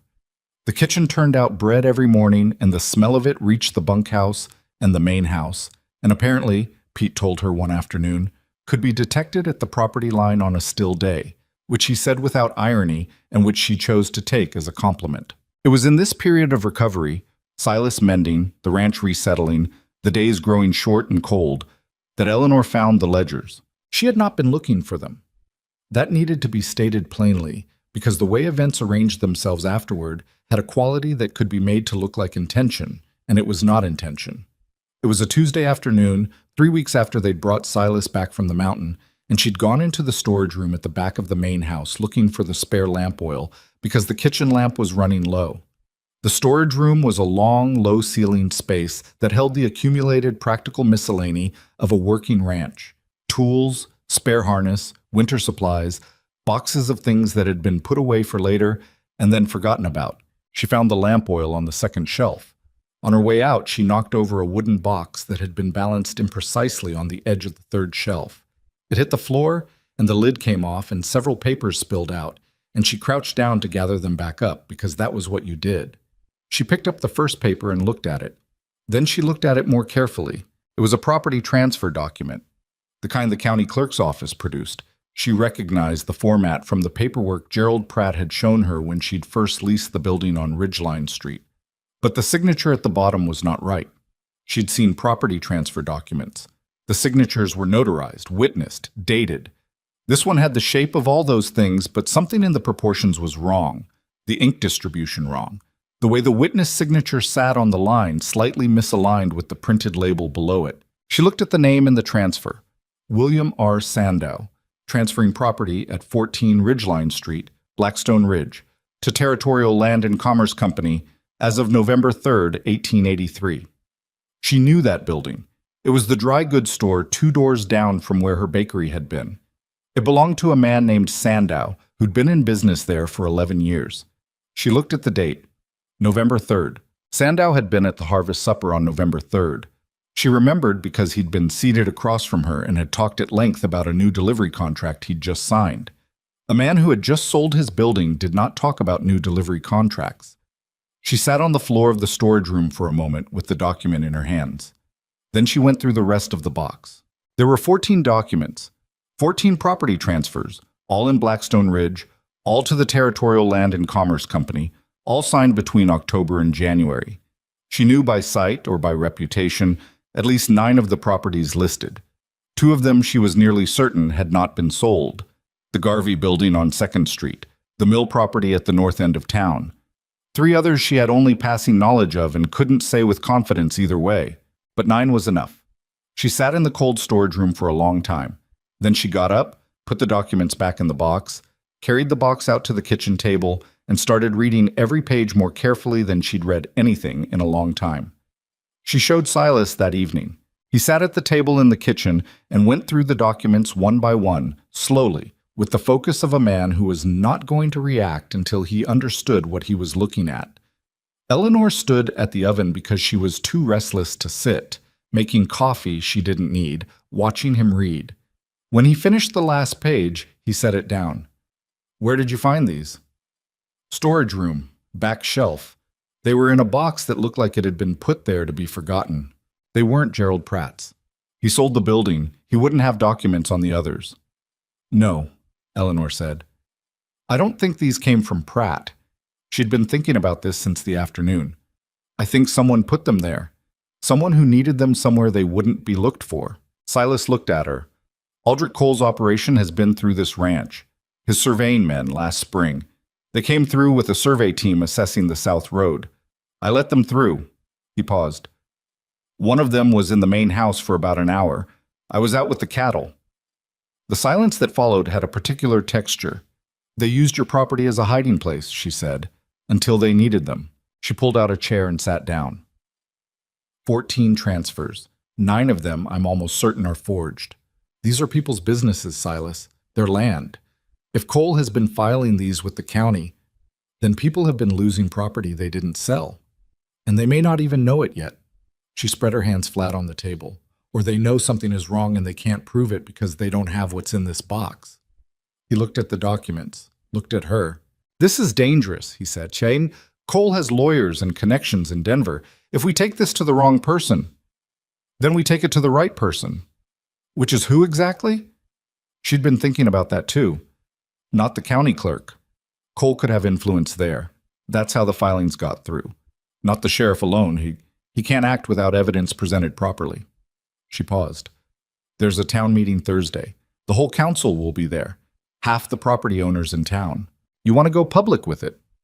I want to put the documents in front of the people they affect most, she said. If it's one person going to the sheriff, Cole can discredit them or delay things long enough to move the paperwork. If it's 14 property owners looking at forged signatures with their names on them in front of the whole town, she stopped. He can't discredit 14 people at once. Silas was quiet for a long moment. He turned his coffee cup in his hands, the gesture she knew by now, and looked at the table. You'd be the one presenting it, he said. Yes. Cole has money and he has people. If this goes wrong, then it goes wrong, she said. But people have been losing what they built. She heard her own voice go quiet and certain in a way that was separate from feeling. I know what that's like. He looked at her steadily for a long time. I'm coming with you, he said. I know you are, she said. Thursday came in gray and bitterly cold, the kind of January day that drove people inside and kept them there. The town meeting was held in the Blackstone Ridge Grange Hall, a wide-framed building on the west end of Ridgeline Street that smelled of sawdust and old wood smoke and the accumulated traces of every gathering it had ever hosted. It held roughly 60 people when full. By 7 in the evening, it held close to 70, which meant people were standing against the back wall, and the air inside was thick with body heat and the general restlessness of a crowd that had been told something was on the agenda without being told exactly what. Eleanor arrived with Silas and Pete Dalloway. She was carrying the box. She dressed carefully, which she acknowledged to herself was probably not rational, but felt necessary anyway. Not formally. She didn't own anything formal, but cleanly, with her hair done properly, rather than tucked back in the working arrangement she wore every day. She was not sure exactly what she was doing, only that she was going to stand in front of these people and say something that mattered, and she wanted her appearance to communicate that she knew it mattered. Aldrich Cole was already there. She'd expected that. He was a heavy-set man in his late 50s, with the clothes and posture of someone who had spent decades being the most important person in whatever room he entered. He was seated near the front, talking to two men she didn't recognize, and he glanced at Eleanor when she came in with the look of a man who had filed her in a category and didn't anticipate revising it. Council Chairman Reed Albright called the meeting to order at 7:15 with a gavel that needed more force than he gave it, then tried again. The crowd settled into a modified version of quiet. There was routine business first: water rights on the North Creek, a road repair assessment, a complaint about noise from the freight yard that had been on the agenda for 2 months and would probably be there for 2 more. Eleanor waded through all of it. Beside her, Silas was still, which was the state he defaulted to when he was paying close attention. Any other business? Albright said, with the tone of a man who expected the answer to be no. Eleanor stood up. The box was in her hands. She walked to the front of the room without hurrying, because hurrying communicated panic, and she was not panicking. She was the most afraid she had been since she'd pushed open the door of the mountain cabin, and she moved through the fear the same way she'd moved through that, by focusing on the next specific thing instead of the whole of what was in front of her. Mrs. Mercer, Albright said, mildly surprised. I need a few minutes, she said. Please. He looked at her, looked at the box, looked at the room. Something in her manner communicated enough that he sat back and gestured. She set the box on the table where the council sat and took out the first document. This is a property transfer, she said. She kept her voice level and projected it clearly, the way you learn to do in a large room. It's dated November 3rd of last year, and it transfers the property at 14 Ridgeline Street from William Sandow to the Territorial Land and Commerce Company. She heard movement in the crowd. She didn't look for Cole. Mr. Sandow, she said, are you here tonight? A pause. Then, from the middle of the room, I'm here. Did you sell your building in November? The silence that followed had weight. I did not, Sandow said. She put the document down and picked up the next one. She went through them methodically. She didn't editorialize, didn't raise her voice, didn't look at Cole. She simply read the name on each document and asked the question, and the people whose names appeared answered it, one by one, from various places in the room. She didn't have all 14 confirmed. 3 names were not represented in the hall that evening. But she had 9 people who stood or spoke from their seats and said, in one form or another, that they had not signed what their names said they had signed. By the 7th document, the room had the particular quality of a space where something has shifted irrevocably. A low undercurrent of voices, a physical repositioning of people in their seats, the way attention changes texture when it goes from interested to activated. Cole stood up when she reached the 8th document. "I'd like to say something," he said. He had a voice that had been trained for rooms, authoritative, controlled, the voice of a man who expected it to settle things. "You'll have your turn," Albright said, which surprised Eleanor slightly. She didn't look away from the document. "This is highly irregular," Cole said. "This woman has no legal standing to present these—" "Mr. Cole." Albright's voice had found some authority it hadn't had earlier in the evening. "Sit down." A pause that stretched long enough to mean something. Then Cole sat. Eleanor put down the 8th document and picked up the 9th. When she was done, she looked up at the room. "I found these documents on my property," she said. "I don't know how they got there. I know what they say, and I know what the people whose names are on them have told this room tonight." She paused. "I'm not a lawyer. I'm not the sheriff. What I am is someone who had her own building sold out from under her and who spent a long time thinking it was just bad luck." She looked at the box, then back at the room. It might not have been.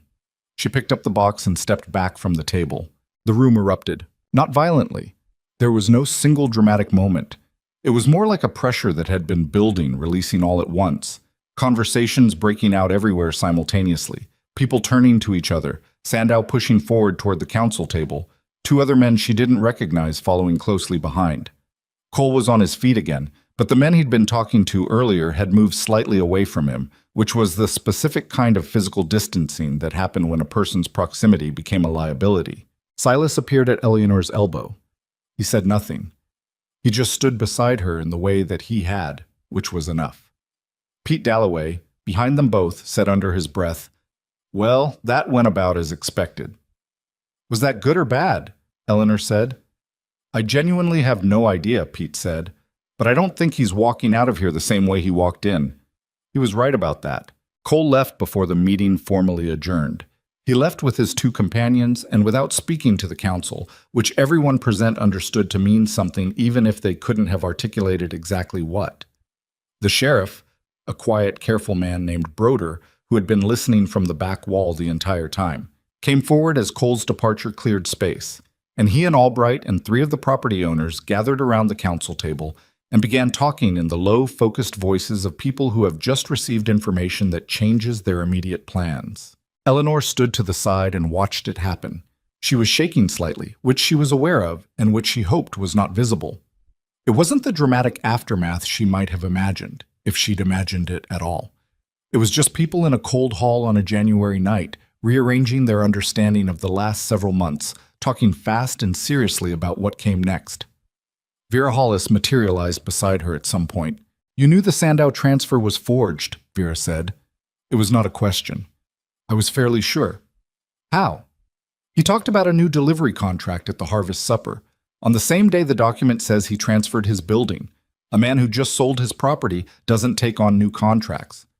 Vera looked at her with an expression Eleanor hadn't seen from her before. "You noticed that and held it."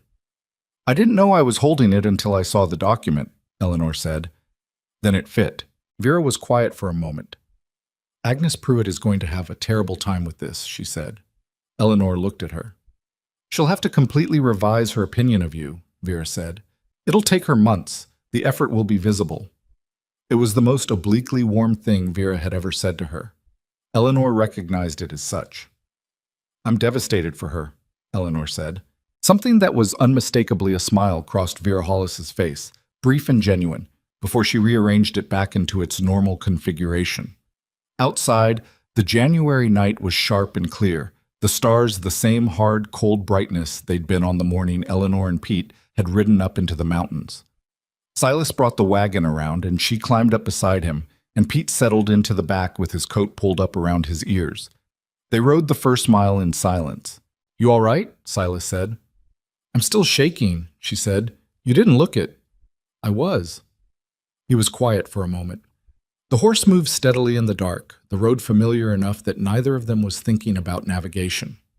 "That took courage," he said. She almost deflected it, the way she usually did when someone said something direct about her that she didn't know how to receive. She stopped herself. "Yes," she said. It did. He didn't say anything else. She didn't either. In the back of the wagon, Pete Dalloway had pulled his hat over his face, which was either sleep or a very convincing performance of it. The Double M came into view eventually.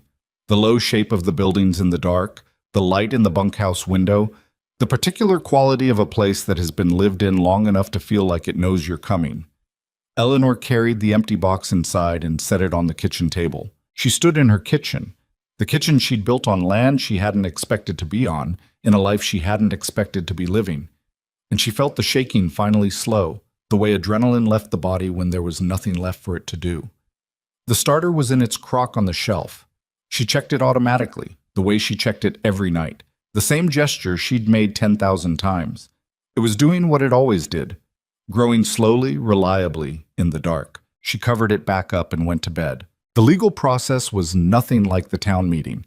The town meeting had been fast and charged and human, people standing up in real time, voices overlapping, the room shifting as understanding moved through it like weather. What followed was slow and institutional and frequently maddening, and Eleanor had to make her peace with that, or it would have driven her into the ground. Sheriff Broder turned out to be a more thorough man than his quietness suggested.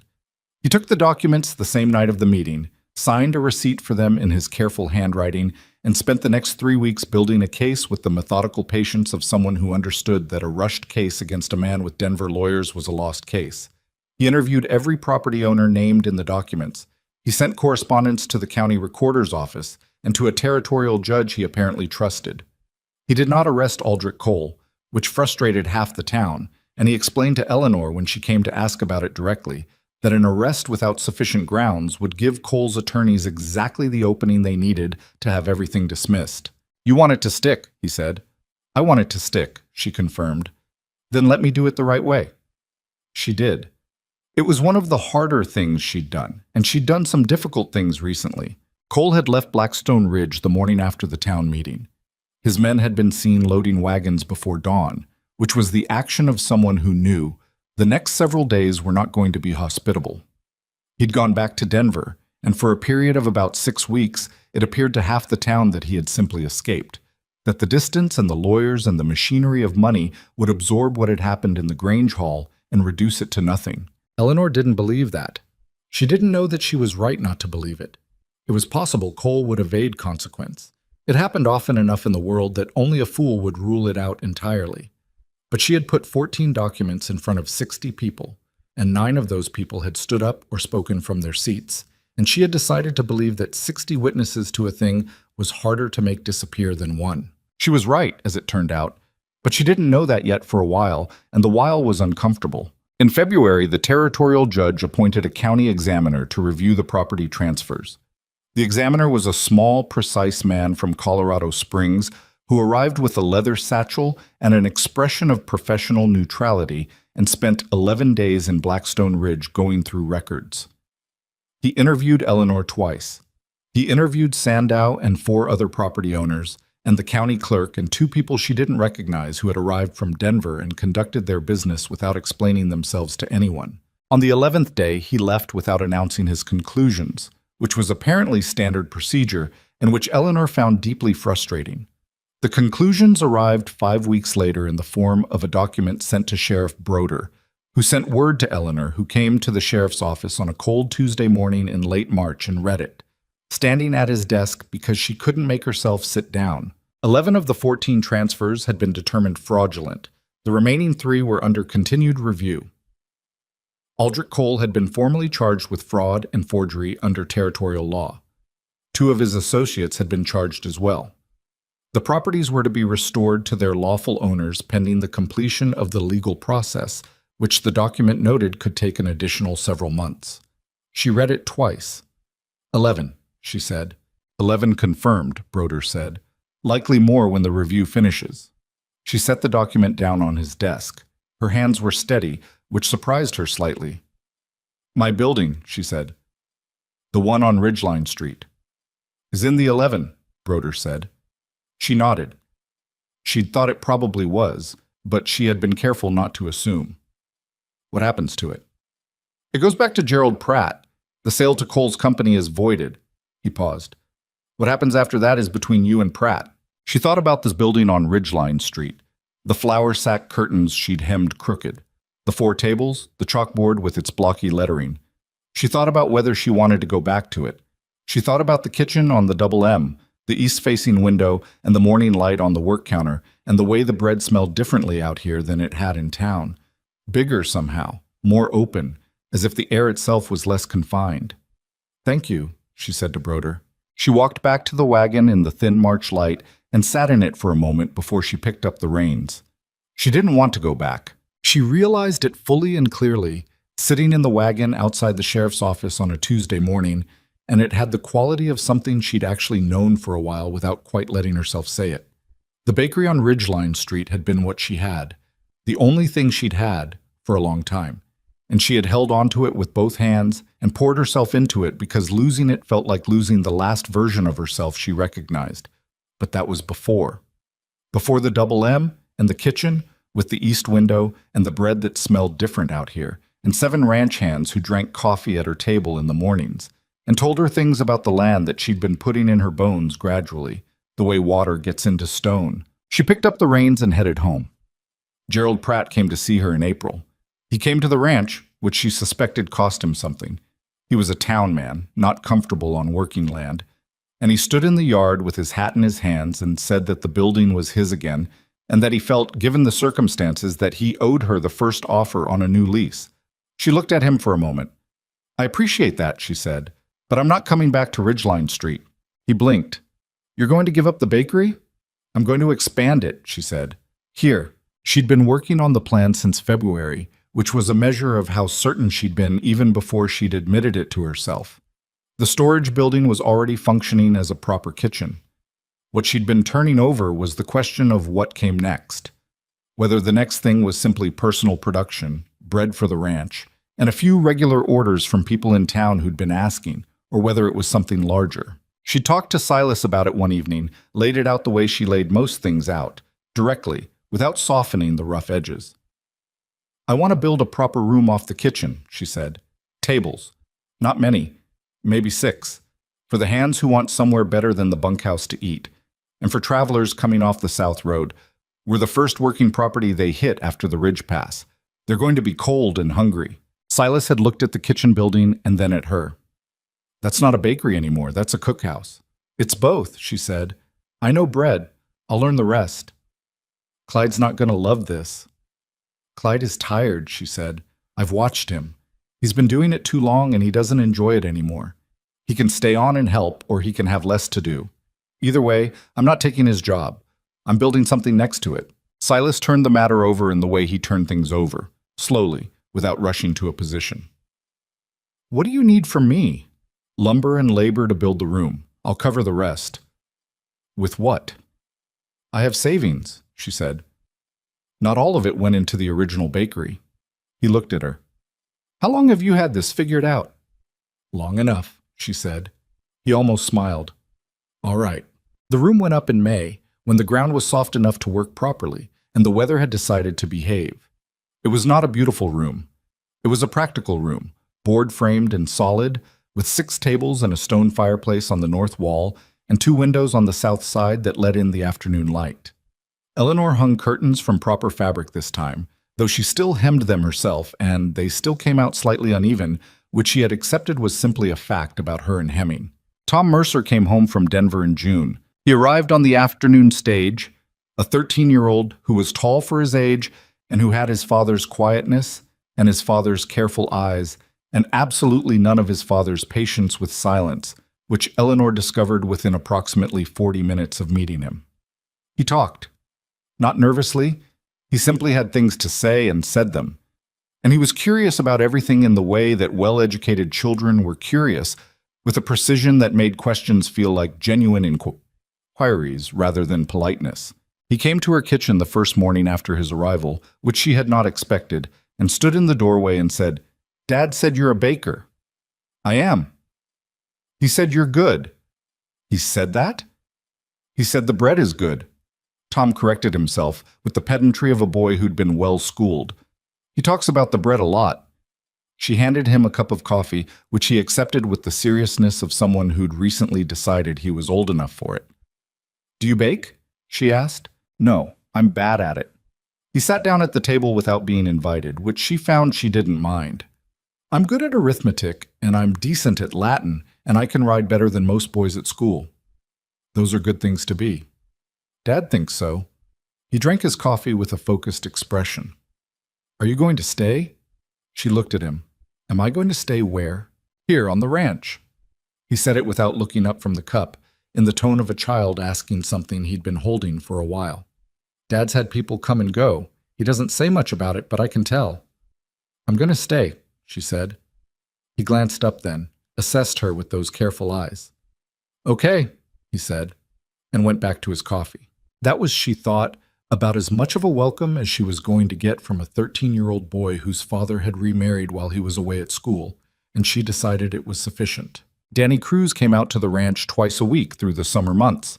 His reading had reached the point where Eleanor had given him a proper novel, a copy of Robinson Crusoe that she'd ordered through the supply catalog, and he was moving through it with the tenacious focus he applied to everything. He and Tom Mercer met on a Tuesday afternoon in July and sized each other up with the territorial caution of boys who hadn't decided yet whether the other one was worth their time. Eleanor watched it from the kitchen doorway. Tom was quicker with words. Danny was quicker with his hands. He could fix a harness in the time it took Tom to explain why the existing knot was wrong. By the end of the afternoon, they were behind the barn arguing about something with the comfortable energy of two people who'd found their respective grounds and decided the other one was interesting enough to push against. She went back to the bread. Some things arranged themselves. It was an evening in late July when Silas told her the thing about October. They were in the kitchen after supper, which had become their time, the ranch settling down around them, the long summer light finally going off, the two of them at the table with whatever was left of the coffee and whatever was left of the day. Tom was in the main house reading. The hands were in the bunkhouse. It was one of those evenings that had the quality of a door that had been left ajar, open enough for something to come through if it wanted to. Silas had been quiet for a while, which was not unusual, but there was a quality to the quiet that was different from his usual quiet. She'd learned to read the difference. I want to tell you something, he said. She looked at him. When I came into the bakery in October, he said. The first time. I remember. It wasn't for the coffee. He turned the cup in his hands once, then set it down and left it there. I knew who you were before I came in. I'd seen you at the harvest supper the year before. You were at the far table, and you were arguing with someone about something, I don't remember what, and you had a look on your face like... He paused, choosing the word carefully. Like you meant it, whatever you were saying, like you meant everything you said and you weren't going to adjust that for anyone. He looked at the table. I thought about it for a year. Eleanor was very still. I came up with reasons to be in town, he said. Supply runs, mostly. And I kept telling myself if I happened to pass by, I'd stop in. And then one morning, I just went in. He looked up at her. I didn't have a reason prepared. I ordered coffee because it was the first thing I could think of. She looked at him for a long moment. You came back twice a week for 6 months, she said. Yes. And you never said anything? No. Why? He was quiet for a moment, because I didn't know what to say, and because saying it wrong felt worse than not saying it. A pause. I'm aware that's not a flattering answer. It's an honest answer, she said. He reached into his coat pocket, the gesture of someone retrieving something they've been carrying for a while, and put something on the table between them. The handkerchief. Dark navy, initialed SM, the thread faded from whatever it had once been. She looked at it, then at him. You left it on purpose, she said. It was not quite a question. I needed a reason to come back, he said, and I was running out of excuses. Something crossed his face that was the closest she'd ever seen him come to embarrassed. It was not my most dignified moment. She picked up the handkerchief, held it. She thought about the windowsill above the stairs where she'd kept it for 2 weeks. Walking past it every night and every morning and telling herself she wasn't attaching meaning to it. She thought about counting the days and telling herself she wasn't counting. You could have just come back, she said. I know that now. You knew it then too. Yes, he said, but I needed the excuse more than I needed to know it. She looked at him across the table. This difficult, quiet, honest man who had thought about her for a year and then walked into her bakery and ordered coffee and come back twice a week for 6 months and left his handkerchief behind because he needed a reason. Who had asked her to marry him badly and said so himself. Who had been terrible at accepting thanks and worse at asking for help, and who had held her hand for a moment in a kitchen at 4:30 in the morning before a cattle drive and said 5 days like a promise. You're an idiot, she said. Not unkindly. I know, he said. A year, she said. You thought about it for a year. It's a significant decision. You could have introduced yourself at the harvest supper. I know. That would have saved everyone a great deal of time and discomfort. I know, Eleanor. She set the handkerchief down, looked at it for a moment. Then she looked at him, and she thought about what she'd been at the beginning of all this. The woman behind the flour, the furniture, the sad case, the widow who was 30 and therefore done, according to the arithmetic of people who hadn't asked her. She thought about $12 and shaking hands and a cast-iron oven that burned the bread slightly on the bottom. She thought about fear that she'd spent 4 years calling stubbornness because stubbornness was easier to live with. She thought about what it meant that she'd survived all of it, not transformed by it. She was not a different person than she'd been. She was the same person who hemmed curtains crooked and burned the bottom crust and couldn't take a compliment cleanly and had thrown open a mountain cabin door because waiting for a search party was not something she was capable of. The same person, just more of herself. More certain of the shape of herself, the way you got more certain of a road the more times you walked it. You know what I think, she said. What? I think the next time you spend a year thinking about something, you should spend 11 months less on it. He looked at her. Tell me sooner, she said. Whatever it is. The things you turn over in that head of yours for months before you say them. Say them earlier. I can take it. I'll try, he said. That's all I'm asking. That's all I'm... He picked up the handkerchief from the table and held it for a moment, and then he reached across and put it in her hand, and she understood that this was him keeping it said, not taking it back, not treating the conversation as finished and therefore filed away. He was giving her the evidence of it to hold. She folded it once and put it in her apron pocket.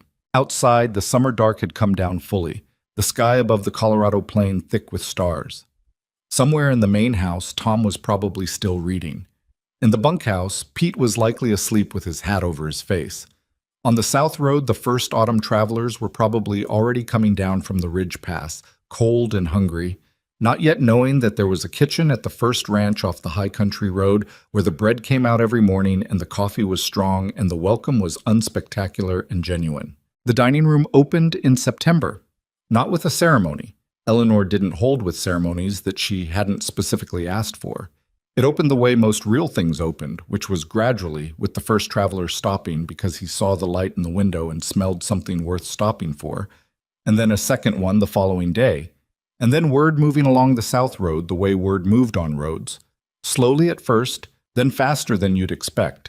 By October, she had a regular midday crowd that included ranch hands from 3 neighboring properties, 2 families who came from town on Fridays because the drive was worth it, and a rotating population of travelers who were making note of the double M in the way that useful places got noted, not in any official register, just in the memory of people who'd been cold and hungry and then hadn't been. Danny came by on a Saturday in October and returned Robinson Crusoe with the care of someone handling a thing they'd borrowed and wanted to return in better condition than they'd received it, which he mostly had.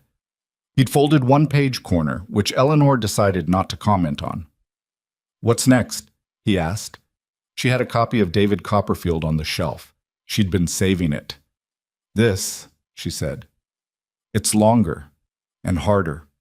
Some of it is going to frustrate you. He took it with the expression of someone accepting a challenge. How long? Months, probably, if you're also working. He looked at the cover. Okay. Amos Harmon has been treating you better? She asked. She'd checked indirectly through Pete, because she didn't want to embarrass Danny by asking straight out. He's teaching me the cattle accounting, Danny said. Numbers. He paused. I'm good at numbers. I know you are.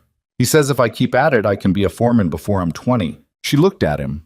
This boy who had shown up before sunrise in a coat too big for him and boots that didn't match, who had learned to read the word danger before he learned the word home, who now carried a pocket dictionary against his chest and read novels and talked about being a foreman before he was 20 with the matter-of-fact confidence of someone who had decided that the world contained possibilities that were available to him. "You'll be a good one," she said. He looked up at her with the expression she'd seen that first morning he read a complete sentence, the surprise that good things were real and not tricks. "You think so?" "I know so," she said. He put the book under his arm and went back to the Harmon Ranch, and Eleanor watched him go from the kitchen doorway, and she thought about what it actually meant to change a life. Not dramatically, not in a single moment, but in the slow accumulated way of showing up before sunrise and being there when someone small and overlooked needed someone to pay attention. Nobody became who they were in a single moment. That was the thing nobody told you, and maybe the most important thing. James's death had not made her who she was. The bakery had not made her who she was. The mountain and the town meeting and the decision to say yes on a Thursday morning, none of these alone made her who she was. It was all of it, each thing pressing on the next, the ordinary and the unbearable and the quietly good, all of it running together the way the creek ran in spring, too much water to see where any single drop had come from. She was not who she'd been. She was not who she'd planned to be. She was something she'd built from available materials in conditions she hadn't chosen, and it was imperfect and specifically hers, and she had stopped apologizing for the rough edges. Agnes Pruitt came by the ranch in November. It was a Friday, which was one of the days the dining room filled up with families from town, and Mrs. Pruitt arrived in the company of Frances Collier, who Eleanor now knew was the voice she'd heard through the storeroom wall all those months ago. They came in with the slightly stiff posture of women who had prepared themselves to be gracious about something they hadn't entirely expected to admire. Eleanor showed them to a table. She did not mention the storeroom. She did not mention part of the furniture or someone younger or any of the other things she had folded up and put away a long time ago. She brought bread and coffee and a plate of the apple hand pies she'd started making again now that the kitchen had the space for them, and she treated Agnes Pruitt exactly as she'd always treated her, with the particular neutral courtesy of a woman who provided a service and declined to perform warmth she didn't feel. Mrs. Pruitt ate the bread without commenting on the bottom crust. She ate the apple pie and set down her fork and looked around the dining room. The table's full, the fireplace going, the morning light through the south windows landing on everything in that particular way it did in this room that Eleanor had noticed and privately thought was one of the best things about the place. "This is very nice," Mrs. Pruitt said. "Thank you," Eleanor said. A pause. "You've done well here," Mrs. Pruitt said. The words came out with the slight effortfulness of someone assembling a sentence that was not quite natural to them yet. "I have," Eleanor said. She said it simply, without deflection, and she let it be the complete truth that it was. She went back to the kitchen. That winter Silas built a proper sign for the road, because enough travelers had been asking what the place was called that the absence of a name had become its own kind of answer. He brought it to her one evening to rough pine board, the letters burned in with a fire iron, and set it on the table. She looked at it. Double M Kitchen. Eleanor Mercer. She ran her finger over the letters. "You put my name on it," she said. "It's your kitchen," he said. She looked at the sign for a long moment. There was something almost unbearably straightforward about it. No flourish, no sentiment, just a fact. Her name on a board, in burned letters, on land she hadn't known a year ago, over a kitchen she'd built from scratch for the second time in her life. "It's good," she said. "I can do it again if you want something different." "No," she said. "It's right." They put it up on the South Road the following Saturday, Silas and Pete digging the post hole in the frozen ground, while Eleanor stood to the side and told them it was crooked, which it was slightly, and which neither of them fully corrected despite her instructions. She left it slightly crooked. It was visible from the road. It said what it needed to say. That was enough.